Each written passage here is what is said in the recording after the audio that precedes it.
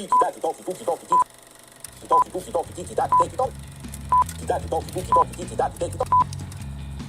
the fuck? Partire nessuno. Sicuro? Sono sicuro.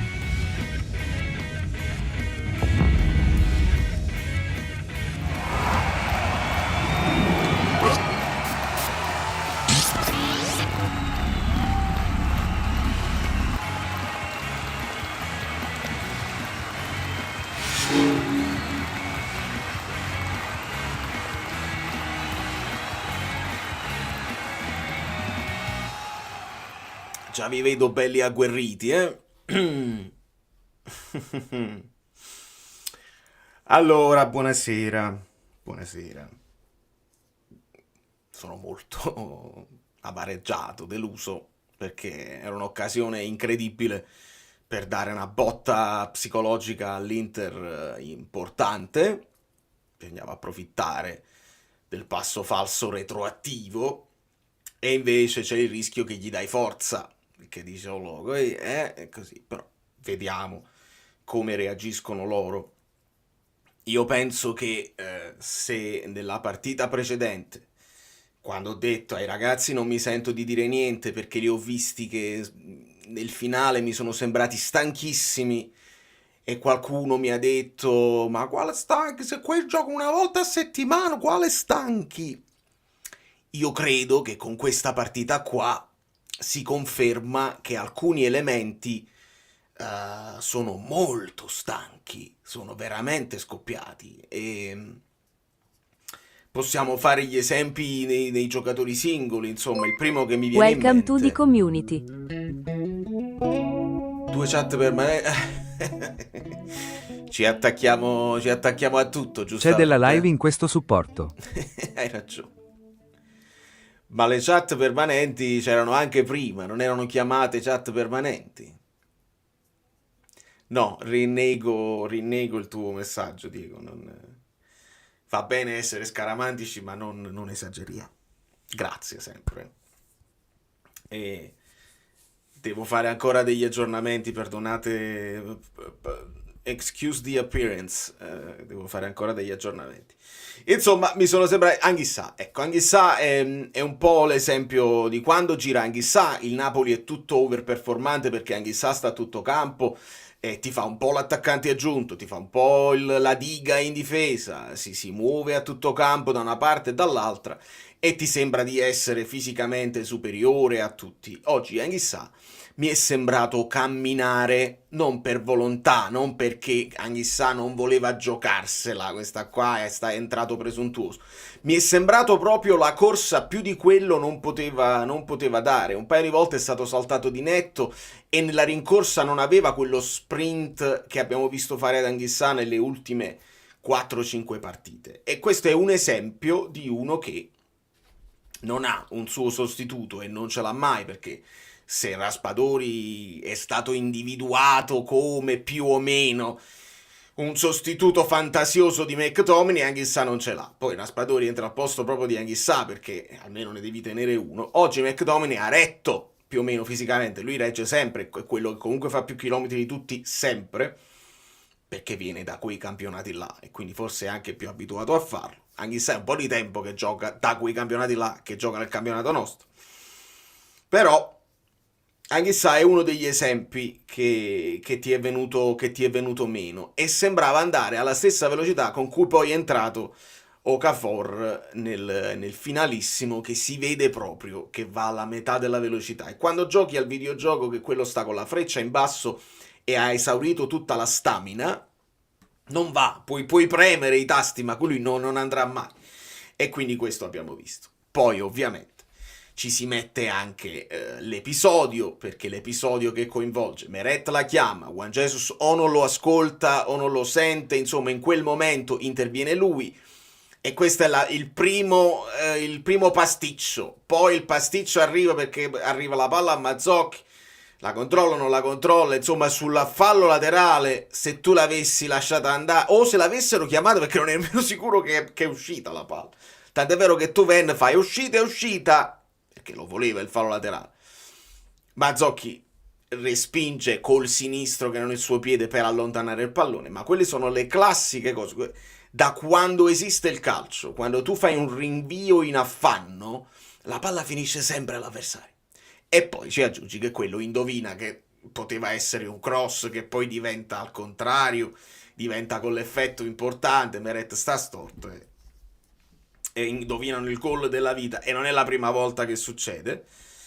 Però, insomma, già nel primo tempo qualche rischio, c'era molto equilibrio. Abbiamo tirato noi, hanno tirato loro, c'era tanto equilibrio a livello di occasioni nel primo tempo.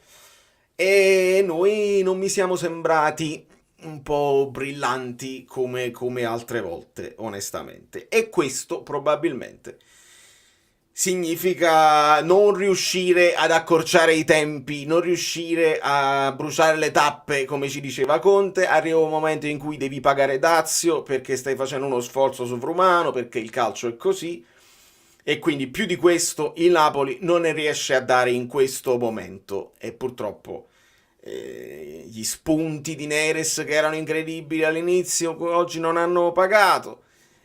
Politano qualche cosa, ma alla fine così. Di Lorenzo molto più fase difensiva che fase offensiva. Questa è. Non siamo riusciti a fare bottino pieno contro un Udinese che, bisogna dire, se l'è giocata come se la doveva giocare. Si fanno i complimenti all'avversario perché si devono fare, però queste sono quelle occasioni. Questo è il -2 della classifica Guido, e quindi sono occasioni perse.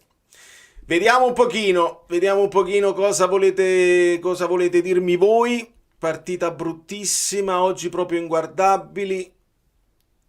Vatti a vedere le strisciate. Vabbè, Francesco, ma non è mai possibile che poi uno, quando fa una critica qualsiasi, deve sempre sentirsi dire allora vatti a fare quell'altro. Ma no, se stiamo qua è perché tifiamo per il Napoli e vogliamo il meglio per il Napoli. Poi c'è chi reagisce in un modo, chi reagisce in un altro, ma questa risposta vatti a tifa per le altre non ha mai funzionato nella storia delle risposte tra tifosi. Però tanto allora con la Lazio si perde, nemmeno mi piace, perché poi è volersele chiamare certe cose che nemmeno è detto. È chiaro che la Lazio è una squadra temibile, che ci ha fatto lo scherzetto già 2 volte, e ci troviamo in una condizione dove dobbiamo ritrovarla la brillantezza. Purtroppo non è che possiamo andare a pescare dal mercato, perché quello che ha avuto impatto, perché il mercato delle squadre che stavano inguaiate, vedi Milan e Juventus, l'impatto del mercato c'è stato, perché Colomboani segna a raffica, Jimenez, Joao Felix, Walker, tutti quelli là stanno diventando impact players. Noi sul mercato non abbiamo potuto prendere niente. L'Inter, se vogliamo, stessa cosa, perché se andate a leggere i tifosi dell'Inter sono scontenti perché non si è fatto il mercato. Un minimo proprio impatto lo hanno avuto con Zalewski, perché Zalewski quell'assist lo riesce a fare negli ultimissimi minuti, quindi quella mezza cosa così. Noi, per aspettare l'impatto di Okafor ci vorrà del tempo, per aspettare l'impatto di Billing non lo so, perché Conte lo ha definito un ragazzo serio. E se nemmeno in una partita come questa, anche sa veramente a mezzo servizio, Billing non può entrare, la vedo difficile. Ci aggiungi pure che uno Spinazzola che stava giocando bene viene meno per un problema muscolare al gluteo. Io quando vi dico ci vuole anche un po' di mazzo, io intendo proprio questo, cioè che non si devono fare male il quando nei momenti in cui non hai Olivera e ti si fa male anche Spinazzola, devi adattarti con quello che hai, e purtroppo alle volte riesci a metterci una pezza, alle volte succedono le cose tipo la Fiorentina che con 13 giocatori va a vincere 3-0, alle volte invece paghi dazio. È finita la benzina, pure secondo me, Dadi, io sono stato attaccato ferocemente sia da napoletani sia da tifosi di altre squadre, quelli là che gli piace assai dire tenete solo il campionato, non tenete le coppe. Sono stato attaccato da chiunque quando ho detto che mi sembravano stanchi e sembravano non correre più come prima, e invece probabilmente all'andata contro l'Udinese iniziò un bel Napoli nel secondo tempo, esatto. Oggi contro l'Udinese si attesta il calo fisico, secondo me, già contro la Roma, ma meno. C'è della live in questo supporto. C'è della live in questo supporto. Valerio, analizziamo e andiamo avanti. Esatto, Mario, è proprio quello che sto cercando di fare. Proprio ti ringrazio amico mio. Poi devo fare il sondaggio. Quelli che vedranno questa live magari dopo, nei commenti dopo, quando la live è chiusa, fatemi sapere, perché qualcuno ha detto devi togliere quei video quando arrivano le donazioni perché mi danno fastidio. E io rispetto a questo tipo di atteggiamento io tendo a non rispondere, perché le aloha, cioè le devi togliere, devi levare, togli, e se fai così io faccio il bastian contrario, anzi ne metto uno più lungo. Però se qualcuno me lo chiede con grande gentilezza e qualcuno lo ha fatto, trovare delle situazioni che interrompono di meno, io però devo anche dare soddisfazione in modo tale che mi esce la cosa e chi supporta il canale deve avere la soddisfazione di una risposta. Quindi grazie Mario. Conte, occasione persa per fare più punti per andare in Europa. E quindi Conte ti riporta a quella cosa della Champions, ti riporta all'obiettivo che gli ha chiesto la società, ti riporta sul pianeta Terra di chi evidentemente una squadra che lui sa che probabilmente non è pronta per lottare subito per lo scudetto. Tutte le situazioni si stavano incanalando per darci la possibilità di sognare, di accorciare i tempi e di bruciare le tappe, ma evidentemente, ragazzi, dobbiamo accettare che il percorso significa anche questo: sciuliate, grandi vittorie, grandi sciuliate, e mentre stai là per mettere quel doppio punteggio di sicurezza, che seppure dovessi perdere poi lo scontro diretto, e poi hai sempre il destino nelle tue mani, vediamo come si evolve, perché una cosa è giocare contro te stesso, quando stai talmente in vantaggio, giochi contro te stesso. Una cosa è giocare con una squadra che è abituata, come Conte ha detto. Io ripeto le parole di Conte perché mi sono scocciato di essere attaccato io. Attaccate Conte. Io ripeto le parole di Conte, le ho dette prima, le parole che poi ha detto Conte, non fa niente, è stato un caso, però attaccate Conte a questo punto, perché non posso. Purtroppo con Mazzocchi titolare perderemo anche a Roma, purtroppo, e non lo so se è così, amico mio, non lo so. Mi dispiace anche poi adesso prendermela con Mazzocchi, perché cerchiamo il capro espiatorio, è inevitabile farlo. Io più che il gol, che è una circostanza, una serie di circostanze sfortunate, c'è anche il fatto che Mazzocchi sì ci ha giocato a sinistra, però poi si trova col piede non suo a fare una spazzata che non funziona, vabbè. Però io più che altro Mazzocchi l'ho visto non sicurissimo in altre cose, e quando poi si è trovato ad offendere ha messo quei 2 o 3 cross nel vuoto alla cieca, e lì ti sembra un paio di volte non è riuscito ad affondare rispetto a uno Spinazzola che pure gioca a piede invertito, che però Spinazzola C'è della live in questo sa supporto. fare. Nicola, che schifo, lo so, che schifo. Andiamo avanti, e stiamo andando avanti, e stiamo sicuramente andando avanti. Signori, i like li state lasciando, io lo so che poi voi andate in difficoltà con i like, nel senso vi dimenticate. Grazie Nicola, lo so, c'è delusione, specialmente i tifosi, non lo so se specialmente i tifosi più giovani, forse pure i tifosi normali. Mi chiedono gli XG, fatemi vedere se già ci sono. XG Napoli 1,45, Udinese 0,67. Non è polemica, ma se crossi sempre con Mazzocchi non puoi aspettarti altro che questo. È proprio di questo stavo parlando, cioè di quei cross che vanno nel vuoto. Poi confermo quando dissi contro la Roma, abituati ad over performance, quando giochi normale non la risolvi. E questo è un po' l'esempio, quello là che ti dicevo di Anghissà, cioè che Anghissà stava andando oltre qualsiasi tipo di prestazione. E oggi non la chiamerei prestazione normale, quella di Anghissà la chiamerei prestazione insufficiente, però è talmente, quando gioca bene, è talmente straripante che ti aggiunge una cosa di più in attacco, ti aggiunge una cosa di più a centrocampo, si sposta sulle fasce e fa superiorità numerica. Quando ti viene a mancare tutto questo, il Napoli sembra prevedibile. L'Udinese si è messa là, ti hanno attaccato anche abbastanza alti, non si sono messi a fare il pullman davanti che tu ti passi il pallone così, ti hanno attaccato alti, ti hanno messo in difficoltà con la pressione alta, quindi l'hanno giocata bene e ti hanno costretto a fare troppi lanci lunghi. Qualche lancio è riuscito, qualche palla a scavalcare è riuscita, l'abbiamo controllata, però poi visto che tu sei abituato a costruire da dietro, non avevi tanti uomini in attacco quando fai questo lancio in avanti per poi attaccare la porta. E quindi qualche volta la controlla Neres o la controlla McTominay, qualcuno deve arrivare e non si arrivava e non eravamo molto pericolosi. La cosa che fa più male, più del risultato, è che questo pareggio legava un boost mentale all'Inter per domani, quando potevano giocare col morale basso e un po' di ansia. Eh sì, un po' di ansia sicuramente, gliela mettevi la pressione, c'è sempre quel discorso che noi conosciamo bene dall'epoca di quella cavalcata di Gattuso, cioè che rincorrere stanca, e se tu li costringi a rincorrere e anche una vittoria non gli cambia, non gli fa recuperare tanti punti, gli metti una certa pressione. Adesso sicuramente potrebbero avere un boost e avrebbero anche sarebbe anche logico avere voglia di rivalsa, perché la Fiorentina gli ha fatto fare una brutta figura. Vediamo se resistono, vediamo se anche loro possono magari pagare quello che è un'età media. Io parlo spesso dell'età media proprio per darvi un altro spunto di riflessione. Si parla sempre di instant team, no? Cioè la squadra che ha più esperienza, serve sempre un mix, perché la squadra troppo giovane, la terza squadra più giovane, per esempio la Juventus, qualche punto per strada lo lascia per inesperienza, troppo giovane.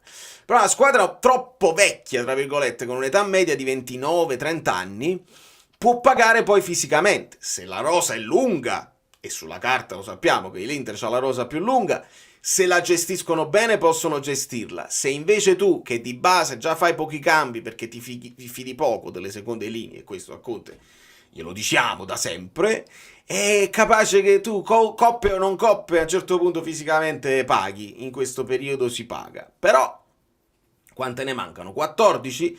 Non sono 14 finali, ma può essere un momento di flessione logico e naturale, dato anche dai carichi di lavoro, e magari se da questo momento di pressione... Fermi tutti, c'è follia. Se c'è follia, Valerio. Per piacere, niente De Profundis contro JJ che negli ultimi mesi ci ha salvato il Deretano. Abbiamo fallito 2 mini MP, match point, la coperta è corta, non è colpa di quelli che vanno in campo. Mi piace, Valeria, grazie, e mi piace questo messaggio, non ci sarebbe nemmeno da dirlo, però è bene dirlo, fai bene a ribadirlo, perché veramente ci ha tenuto in piedi e abbiamo fatto dei filotti con Juan Jesus in campo forse anche inaspettati. Boh, adesso ci possiamo ragionare su quello che poi è stato il gol dell'Udinese, e nell'analisi poi si vedrà subito quello che lo fa per un'antipatia che adesso te la già sfugata, perché magari Juan Jesus ha giocato bene, non potevano dire niente, adesso C'è della live in questo supporto. e idem succede con Mazzocchi, nel senso che voi lo sapete, io l'ho sempre dichiarato come uno dei punti che può essere uno dei punti deboli, e non lo posso nascondere, perché è uno che ce la mette tutta e che noi speriamo con tutto noi stessi, perché rappresenta proprio il tifoso del Napoli che gioca nel Napoli, è uno di noi che gioca nel Napoli, però noi non possiamo giocare nel Napoli, si perdono le partite. E quindi da Mazzocchi ci aspettiamo che possa fare il massimo possibile. L'errore è dietro l'angolo, poi ti deve anche capitare che l'errore... Ve lo ricordate che Buongiorno stava sbagliando qualche intervento, però non fu punito? Anche il mazzo dell'atleta, qualche atleta c'ha più mazzo di altri, cioè magari tu fai un errore anche grave, non vieni punito dal gol, quell'errore ce lo dimentichiamo. Adesso voi vi ricordate quelle sbavature di Buongiorno? No. Però questa sbavatura adesso di Mazzocchi te la ricordi, perché porta un Eurogol incredibile che ti fa C'è perdere della live in potenziale questo supporto. 2 punti.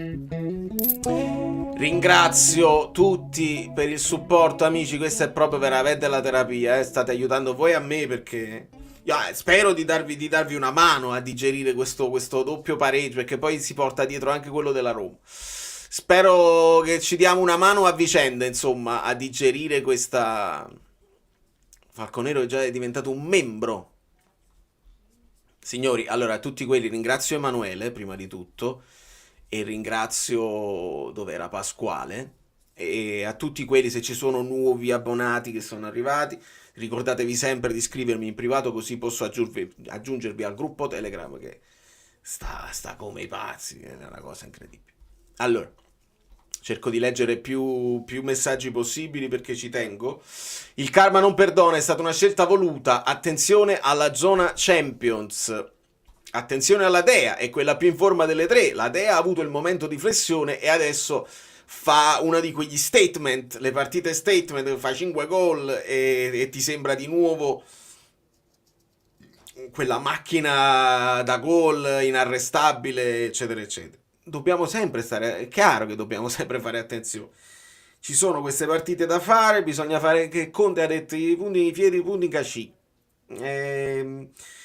Evidentemente, ragazzi, l'esperienza lui ha subdorato che questa squadra così, poi lui ha detto cerchiamo di non indebolirci e onestamente ci siamo indeboliti, onestamente, si può dire? Diciamo, siamo disfattisti se diciamo che ci siamo indeboliti, punto, non ci può, ci aggiungi all'indebolimento sul mercato anche gli infortuni, eccetera, eccetera, sei indebolito, sei più debole di quando non era aperto il mercato, sei più debole. E quindi forse Conte sapeva già un po' tutto questo, ecco perché cercava di non farci andare oltre con i pensieri di scudetto subito. Però era impossibile non farlo, perché l'Atalanta stava perdendo terreno. Inciampa la Lazio, inciampa la Fiorentina, il Milan e la Juventus fuori dai giochi, è normale che tu dici, vabbè, l'Inter è più forte, cerchiamo di fare. Poi se ti inciampa pure l'Inter è normale che ti ingolosisci, ma ce lo disse che non ci dovevamo ingolosire. E ci siamo ingolositi, ci siamo indeboliti con Conte. No, Arthur, pensala come vuoi, ma Conte sta facendo un miracolo, ma che scherzi. Tu hai tutto il diritto di pensarla come vuoi, ma non salgo sul carro di chi adesso... Magari tu l'hai sempre pensata così e chi ti dice niente. Ma Conte sta facendo un miracolo con questa squadra, ma non scherziamo proprio. 2 pareggi, adesso è colpa di Conte. No, non ci sto. Questa squadra veniva al 10° posto, questa squadra era una squadra disastrata che Conte ha rimentalizzato, ha riportato a credere in qualcosa che non avevano più nelle gambe e nella testa. Conte sta facendo oltre tutto quello che era possibile fare, non ti seguo. Secondo me si sta esagerando, una partita è andata male e basta, la partita negativa l'Inter l'ha persa e noi invece l'abbiamo pareggiata. Sì, però... nemmeno tutto bene, perché pure la partita con la Roma, con la Roma si può pareggiare e con l'Udinese no, con l'Udinese non puoi pareggiare, perché con l'Udinese avevi vinto e dovevi confermare almeno quelli che erano i punti che hai fatto all'andata, con qualche possibilità di... Ora tu qualche punto l'hai ripreso rispetto all'andata, adesso ne stai riperdendo qualcun altro e si potrebbe creare quella situazione di equilibrio. E con i punti di equilibrio che hai fatto all'andata, se li bissi con quelli che farai al ritorno, bene o male in Champions ci vai. Io non credo che il Napoli possa uscire dalla zona Champions. Grazie mille. Fermi Per tutti. la cena, C'è del per supporto. l'affetto, per tutta La la vostra vostra disposizione. carissima. L'Udine ci ha stancati tatticamente, li abbiamo inseguiti tanto, mi fa imbestialire chi entra senza voglia, senza grinta e addormentato. Preferiresti vincere lo scudetto e salutare Conte o crescere tanti anni? Un bis Benitez, si può creare una nuova era? Bella domanda. Allora, tu ti riferisci a Ngong? Sì, Ngong non è entrato bene. Non mi è piaciuto, mi è sembrato svogliato, non mi è sembrato sul pezzo, non mi è sembrato impattante. La terza domanda è bella. Preferisci vincere adesso e salutare Conte o creare un progetto? È una domanda che poi devi fare anche alla società, perché se tu tieni Conte per fare il progetto, però tu mi parli di Benitez, a Benitez tu non l'hai accontentato facendogli vedere il business plan e facendo il centro sportivo, eccetera, eccetera. Io feci quella provocazione all'epoca, alla fine campionato, ti vendi Osimhen e ti fai lo stadio, no? Con i soldi di Osimhen metti giù il progetto dello stadio e resti con Simeone e Raspadori. Questa era la grande provocazione. Ovviamente non si può mai accettare, tutti i tifosi si sarebbero fatti afferrare per pazzi, perché poi se poi spendi sul centro sportivo e poi spendi magari sul settore giovanile e sullo stadio e non fai la squadra buona, è chiaro che poi il tifoso vuole vedere la squadra. Però io preferirei che si mettessero delle basi, perché tu saluti Conte, poi devi ricominciare da capo.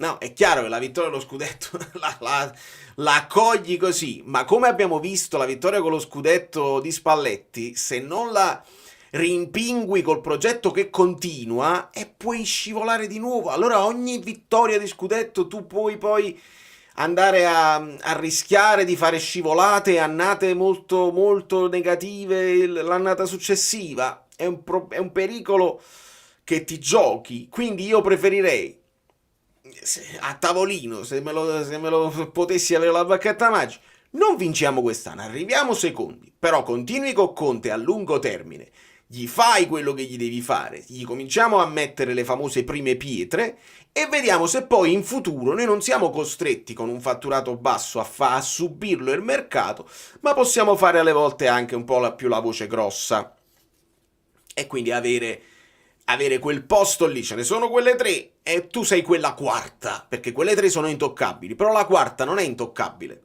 La quarta una volta è il Napoli, una volta è l'Atalanta, una volta si inserisce il Bologna, una volta è la Roma, una volta è la Lazio. Invece diventare la quarta intoccabile, per me, è superiore a una vittoria alla vittoria accorciando i tempi. C'è del supporto. Per tutta la vostra carissima disposizione.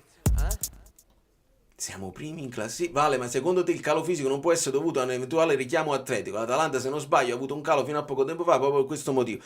Vincenzo, noi possiamo speculare, è quello che ho detto a inizio live. La speranza è che tu hai avuto questa flessione e poi nelle ultime, magari la flessione può continuare per 2 o 3 partite. Spegne tutto.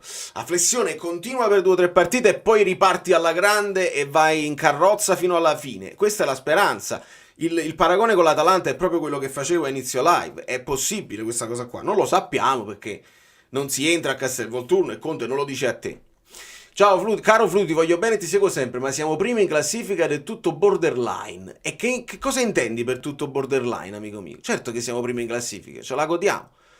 Però dobbiamo pure parlare perché sennò prima in classifica tutto bene, ma dava la Marchesa e le sciuliate non le analizziamo, dice vabbè capita e chiudiamo la live. E invece no, ricordatevi i 3 punti che poi diventano 4, ma ho scordato un quarto. Comunque primo punto, sfogare quando sono triste. Secondo, divertirmi. Terzo, pelo nell'uovo, cioè dare dei ragionamenti in più. C'è una sola narrativa in città che porta avanti quell'altra, c'è quell'altra narrativa che va fissa in città, io vi do quell'altra e poi nei commenti, nelle chat, nelle live noi ragioniamo e perdiamo un po' di tempo perché alla fine il calcio è un gioco e noi non andiamo in campo, non siamo i responsabili, noi possiamo urlare quello che vogliamo, il nostro disappunto, possiamo essere felici per delle scelte, non cambiamo nulla, alla fine decidono tutti i signori dei signori, quindi stiamo nel racconto del calcio, ragioniamo. Massi, Ngong è pessimo, se non si lamentasse se non gioca, avrei preferito restasse in campo Politano che ci mette almeno un grande cuore, ma mi rendo conto debba rifiatare anche lui. Il ragionamento giusto. Non abbiamo la rosa, purtroppo. Primi in classifica, ma con tutte ste sciuliate, chi sciulia meno ti supera. Poi diventa quelli che sbagliano di meno, capita spesso nello sport. Chi sbaglia di meno poi ha la meglio. È una considerazione vera. Magari la Fiorentina fa il secondo così, certo la palla è sempre rotonda, è naturale, lo speriamo, è inevitabile attaccarci un po' a tutto, è chiaro che no, rispetto se l'Inter perde, questo poi viene rivalutato come un punto guadagnato sull'Inter e non si ragiona sul fatto che l'Inter perde sia all'andata che al ritorno e quindi è più 0 in quel discorso folle di Guido, mentre tu hai fatto -2 perché avevi vinto con l'Udinese e poi la pareggi dopo. Però stare avanti in classifica è una cosa che conviene sempre, specialmente quando è un allenatore tosto come Conte. Nelle flessioni per fortuna almeno non si è perso. Non credi che mettere punti in cascina e allungare sull'Inter serve per quando poi becchi l'arbitro cattivo? Senza dubbio, amico mio, e le stiamo valutando queste cose dell'arbitro. Io veramente senza timore che poi qualcuno ci dica voi siete ossessionati, le vittime, chiagnazzari, eccetera, eccetera. Lo vediamo anche nelle altre squadre. vediamo delle cose insospettabili, inaccettabili che vengono fatte alla luce del sole.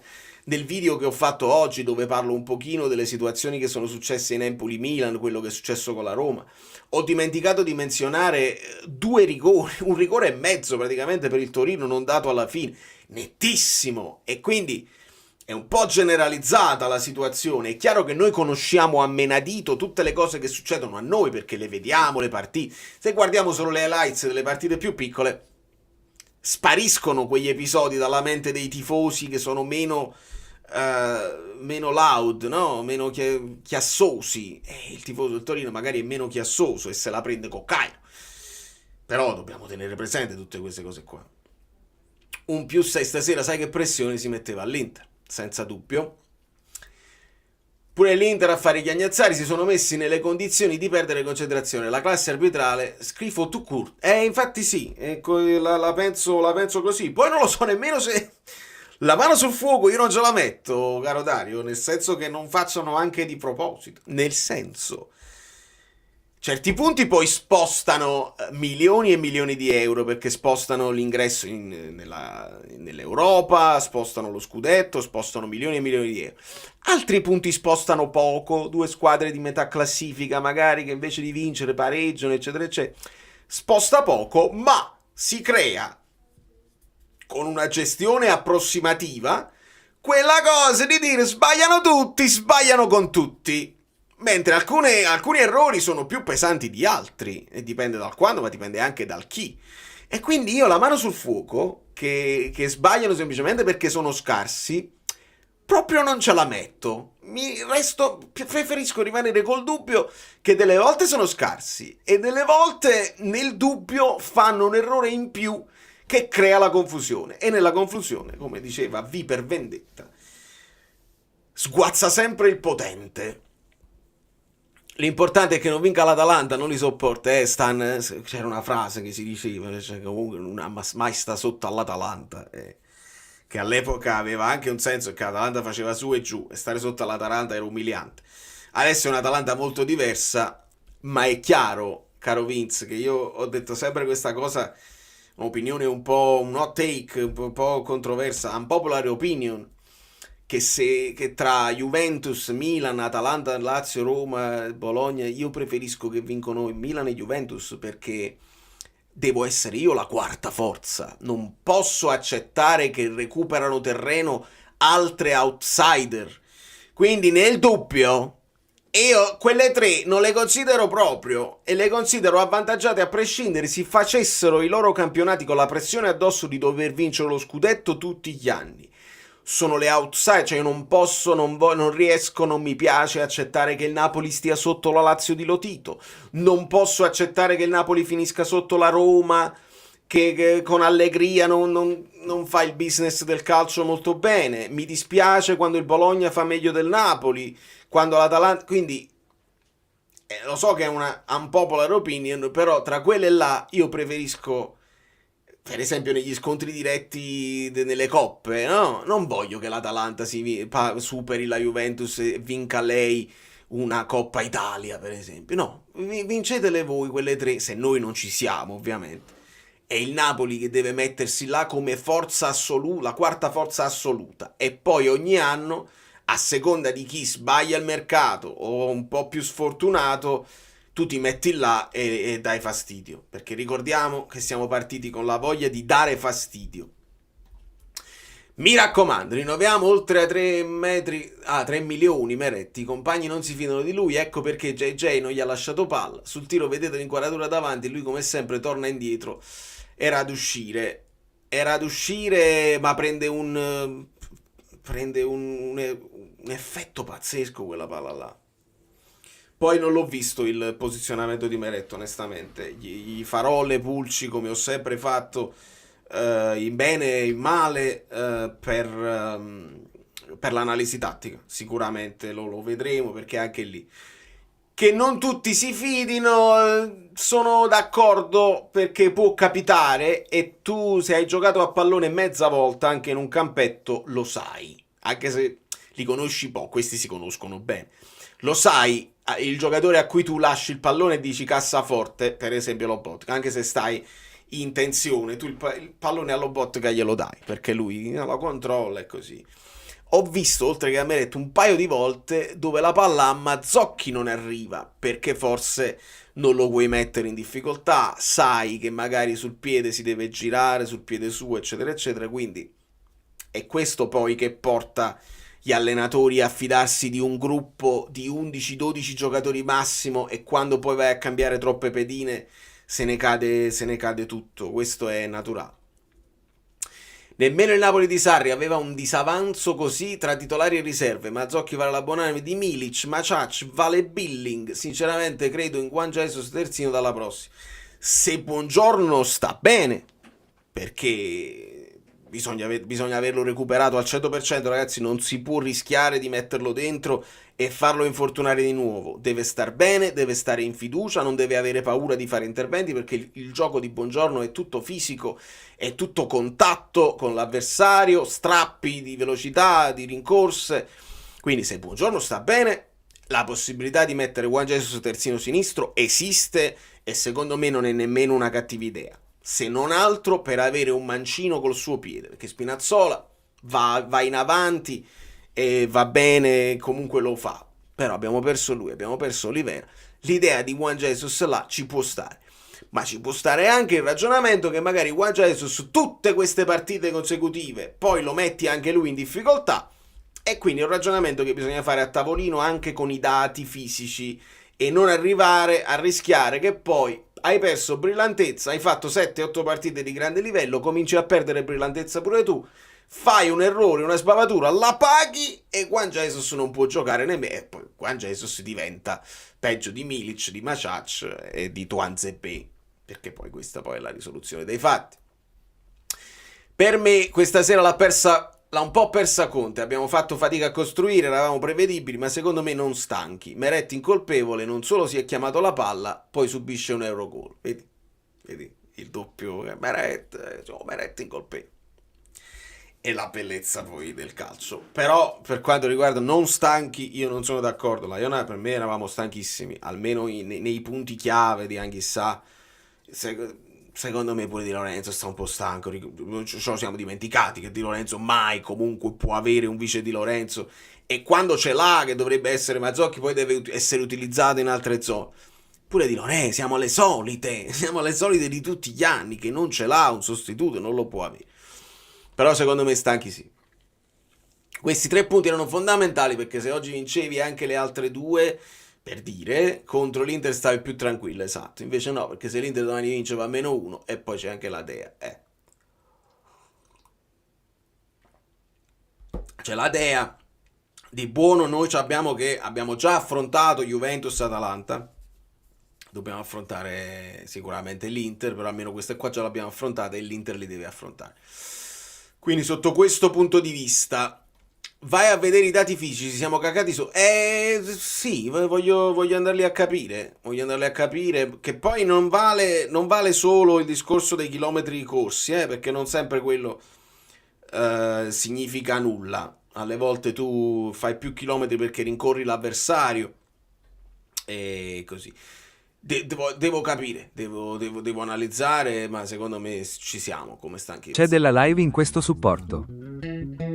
90 meno Mazzocchi uguale 84 punti. PS non è colpa sua, ma però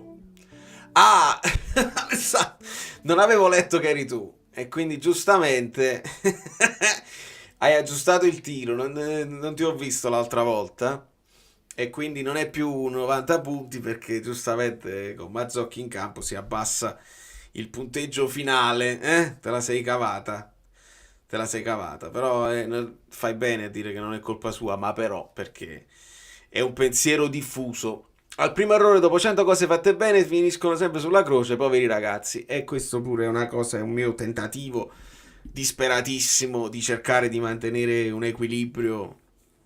Io in questi giorni nel cercare mi sono trovato a stabilire quello che voglio che il canale rappresenti come possibilità e perché faccio i video, eccetera eccetera. Un'altra cosa che voglio che sia una linea guida per capire io come vedo il calcio, e poi ne possiamo parlare. io ho idea che esistono i giocatori forti. Ascoltatemi, esistono i giocatori forti, oggettivamente forti, cioè che ti hanno fatto vedere delle cose incredibili in media continuità, che possono giocare male. Esistono giocatori forti che possono giocare male. Facciamo un esempio che non è il nostro, un Lautaro. Lautaro è un giocatore forte, non si può dire che non sia forte, ci ha fatto vedere in continuità tantissimi gol, anche con l'Argentina, che però può giocare male. Può avere dei momenti di flessione, momenti in cui non segna, giocatori forti che possono giocare male. Poi esistono dei giocatori scarsi,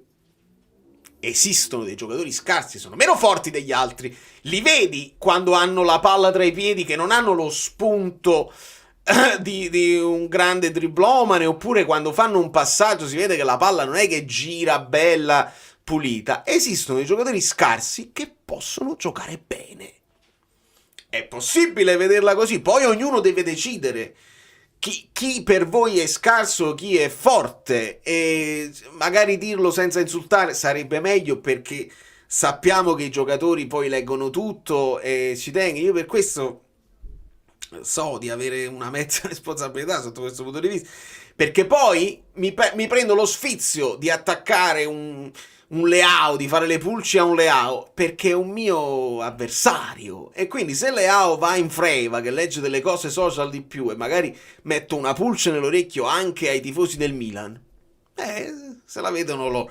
Mentre per quanto riguarda i miei, cammino sulle uova, perché voglio evitare di fare frittate, eccetera eccetera. Decidetelo voi internamente. Secondo voi chi è il giocatore scarso che però può giocare bene, può far bene e ti può dare soddisfazione, e quando gioca bene gli devi dare soddisfazione, forse anche di più? E i giocatori forti che possono fare la partita oppure possono giocare male.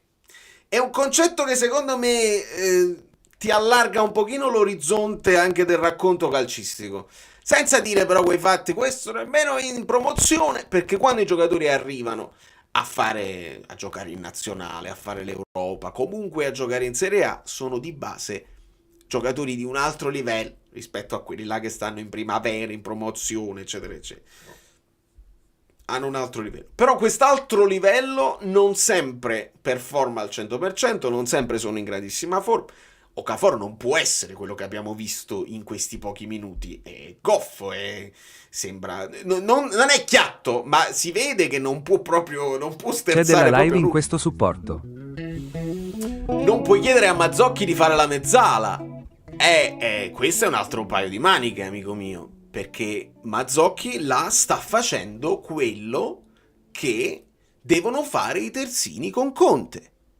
Quindi a Mazzocchi, che lo vedo a centrocampo, si applaude Mazzocchi, perché vuol dire che Mazzocchi, anche se non ce l'ha nelle sue corde, che non è un giocatore che è un fine dicitore, che può giostrare a centrocampo a testa alta, non lo è, ma non lo era neanche Olivera. E Olivera con il tempo ha imparato a farlo, è migliorato, l'ha fatto bene, e tatticamente diventava prezioso. Perché? Perché quando il Napoli sviluppa il 4-3-3, lo sappiamo, è piatto se non crei delle sovrapposizioni, se non crei bene le catene e se non crei sovraccarichi su una delle due fasce. Quindi i terzini improvvisamente te li devi ritrovare al centro. Lo fa Di Lorenzo, lo faceva Olivera, lo fa naturalmente con propensione più offensiva Spinazzola, e quindi Neres si trova in posizione di terzino, tra virgolette, come si trovava a Kvara. Mazzocchi deve stare là, si deve trovare là, perché non è possibile che poi metti il sostituto di Olivera e non fa i compiti che ti chiede l'allenatore. Poi però le caratteristiche, se tu hai il tempo di farlo e ti alleni a farlo così, benissimo, e riesci magari a migliorare. Se di base non ce l'hai, è un handicap che devi accettare, perché non ha le caratteristiche per farlo, e per farlo bene lo può fare, lo può imparare, però è evidente che la scatta l'individualità di ogni giocatore, che può essere più o meno performante. Dovrei andare a leggere anche qualche Asa invece di Mazzocchi. Amico mio, ma io Asa non l'ho mai visto in vita mia. Su eFootball Asa non tiene nemmeno la foto sua, è una foto digitale, perché non l'ha mai visto nessuno. Non ha giocato nel Lecce, è un talentino. Sappiamo che Conte l'ha utilizzato terzino in emergenza contro il Giuliano per far giocare le seconde linee, mettendo Mazzocchi proprio a sinistra, prima ancora dell'infortunio di Spinazzola, e Asa terzino destro per non far giocare Di Lorenzo contro il Giuliano, che non era proprio il caso.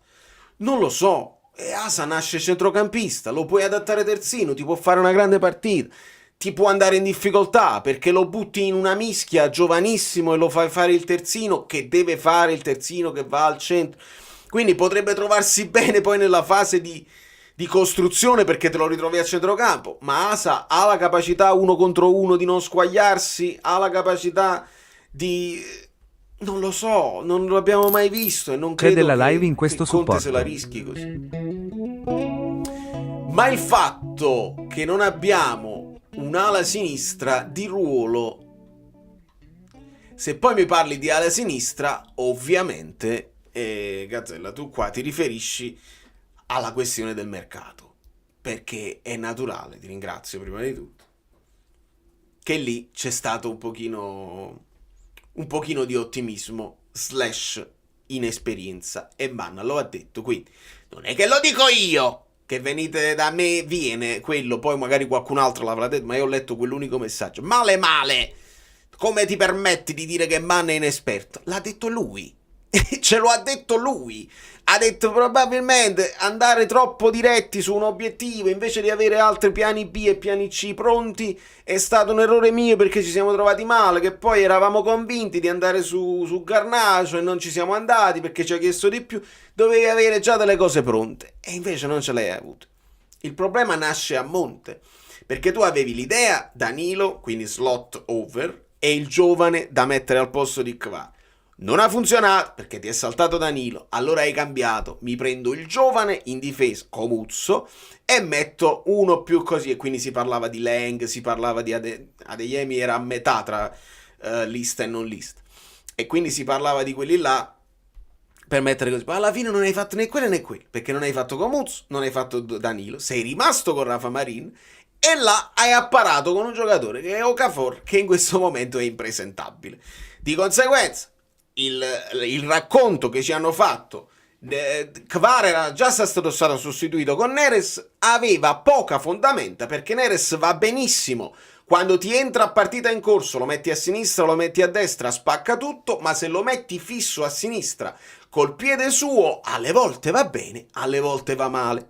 Neres è un giocatore bravo che può giocare male. Oggi non è che lui abbia giocato male, ha fatto degli spunti e delle cose, ma non è quel fulmine imprendibile che abbiamo visto in altre partite. E secondo me il non avere poi un sostituto, non avere nessuno in panchina che ti giri, questo mi leva il posto, per alcuni giocatori è importante averlo. È importante averlo.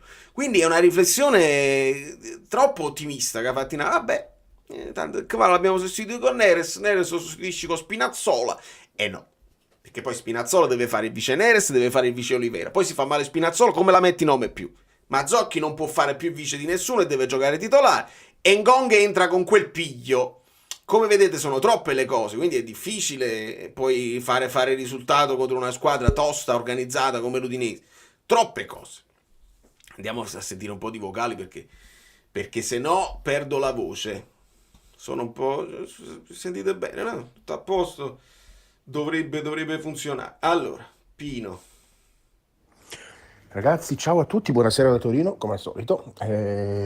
Oggi voglio essere leggermente critico e anche leggermente arrabbiato, ma non solo verso il Napoli. Brutto secondo tempo, lanci lunghi, inutili. Non lanci abbiamo lunghi, modo di costruire con i lanci lunghi, dobbiamo tenerla a terra e la lanciavamo. Va bene così, non fa niente, non si è perso almeno. Questo è quello che ho dato come negativo del Napoli. Il negativo dell'Udinese è non essere retrocessa l'anno scorso, perché doveva retrocedere una squadra che gioca così. Capisco che vieni a Napoli a giocare, che vuoi perdere tempo, però queste sono perdite di tempo da veramente... Io avrei dato giallo ogni 5 secondi. Comunque dai, è andata così. Vediamo domani che fa l'Inter. Forza Napoli. Va bene? Ciao! Ciao Pino, sempre Forza Napoli. Per quanto riguarda le perdite di tempo... Lo sappiamo che è così, quando tu poi hai raggiunto il pareggio ti sta più che bene, eccetera, eccetera. Devo dire però, in parziale difesa, che quelle 2 volte in cui una volta Lucca e l'altra volta mi pare fosse Camarà o comunque un altro sulla fascia così, la scarpa, Lucca l'aveva persa la scarpa e si erano tranciati i lacci. mentre su un altro pestone si era proprio bucata la scarpa. Quindi sotto quel punto di vista là non me la sento di dire niente. Le altre perdite di tempo che fanno con il portiere che si sposta un po' il pallone, poi la passione no, andate avanti, è nel naturale nelle cose. E ho visto Marianello, là, il cravattaro, l'arbitro Cravatta, che ha detto questo un minuto in più, quest'altro un altro più un minuto, e poi alla fine hanno dato 5 ha fischiato e quindi niente di che. Ma pure che ne davi altri 7, gli ultimi minuti non si gioca a pallone ed è difficilissimo mettersi là con pazienza a giocare a calcio. Sono pallonate, siamo stati anche noi un po' imprecisi, un pochino arruffoni, quindi era difficile. Buonasera Valerio e buonasera amici bellini. Stasera l'amarezza è tanta, però ai ragazzi non possiamo dire niente, purtroppo sembrano scoppiati fisicamente. Lo dimostra il secondo tempo che abbiamo fatto a Roma, all'Olimpico, il secondo tempo di oggi dove non siamo scesi proprio in campo. I titolari non ce la fanno più, le riserve non sono adeguate. Conte stasera l'ha dimostrato, li ha messi tutti. L'abbiamo visto, purtroppo non sono adeguati. Un po' di sfortuna con gli infortuni di entrambi i terzini sinistri. E questo è il famoso fieno in cascina che diceva Conte.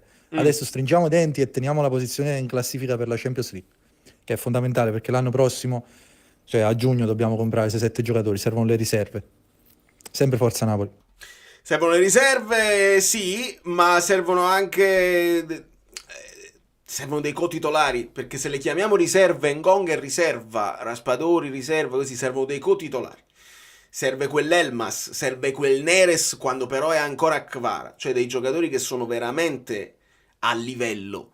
Perché io mi rendo conto, quello che dici Antimo è giusto, Ngong entra al 71esimo con Raspadori e Simeone. Simeone fa quella lotta davanti a ogni pallone, così non gli arriva un pallone giocabile, vabbè.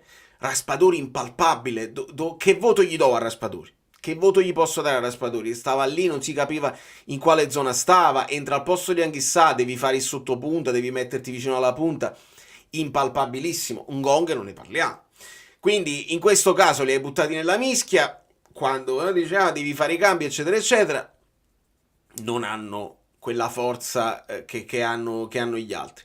Io a Conte posso chiedere però, quando andava tutto bene, quando si giocava bene, un minuto in più quell'altro, un minuto in più quell'altro, per farli sentire tutti parte di questo gruppo così, che poi chiediamo che in 20 minuti finali ci devono sempre mettere una pezza quelli che entrano, non sempre funziona, non sempre riesce, e quindi anche la gestione del minutaggio iniziale di Conte secondo me si può chiedere se era necessario fargli fare tutte le partite a tutti quanti questi qua con una formazione che conosciamo a menadito, oppure se ogni tanto uno, ogni tanto un altro, ogni tanto una mezz'ora in più quell'altro. È un momento generale. Ciao Vale, ciao amici bellini. Speravo che il primo vocale in questo gruppo sarebbe stato per festeggiare, sinceramente. Però vabbè dai, ci rifaremo, ne sono sicura. Niente Vale, io ho visto una squadra onestamente proprio con la benzina completamente finita. Lo dimostra anche Conte facendo i cambi così presto e facendoli tutti, 5 soprattutto.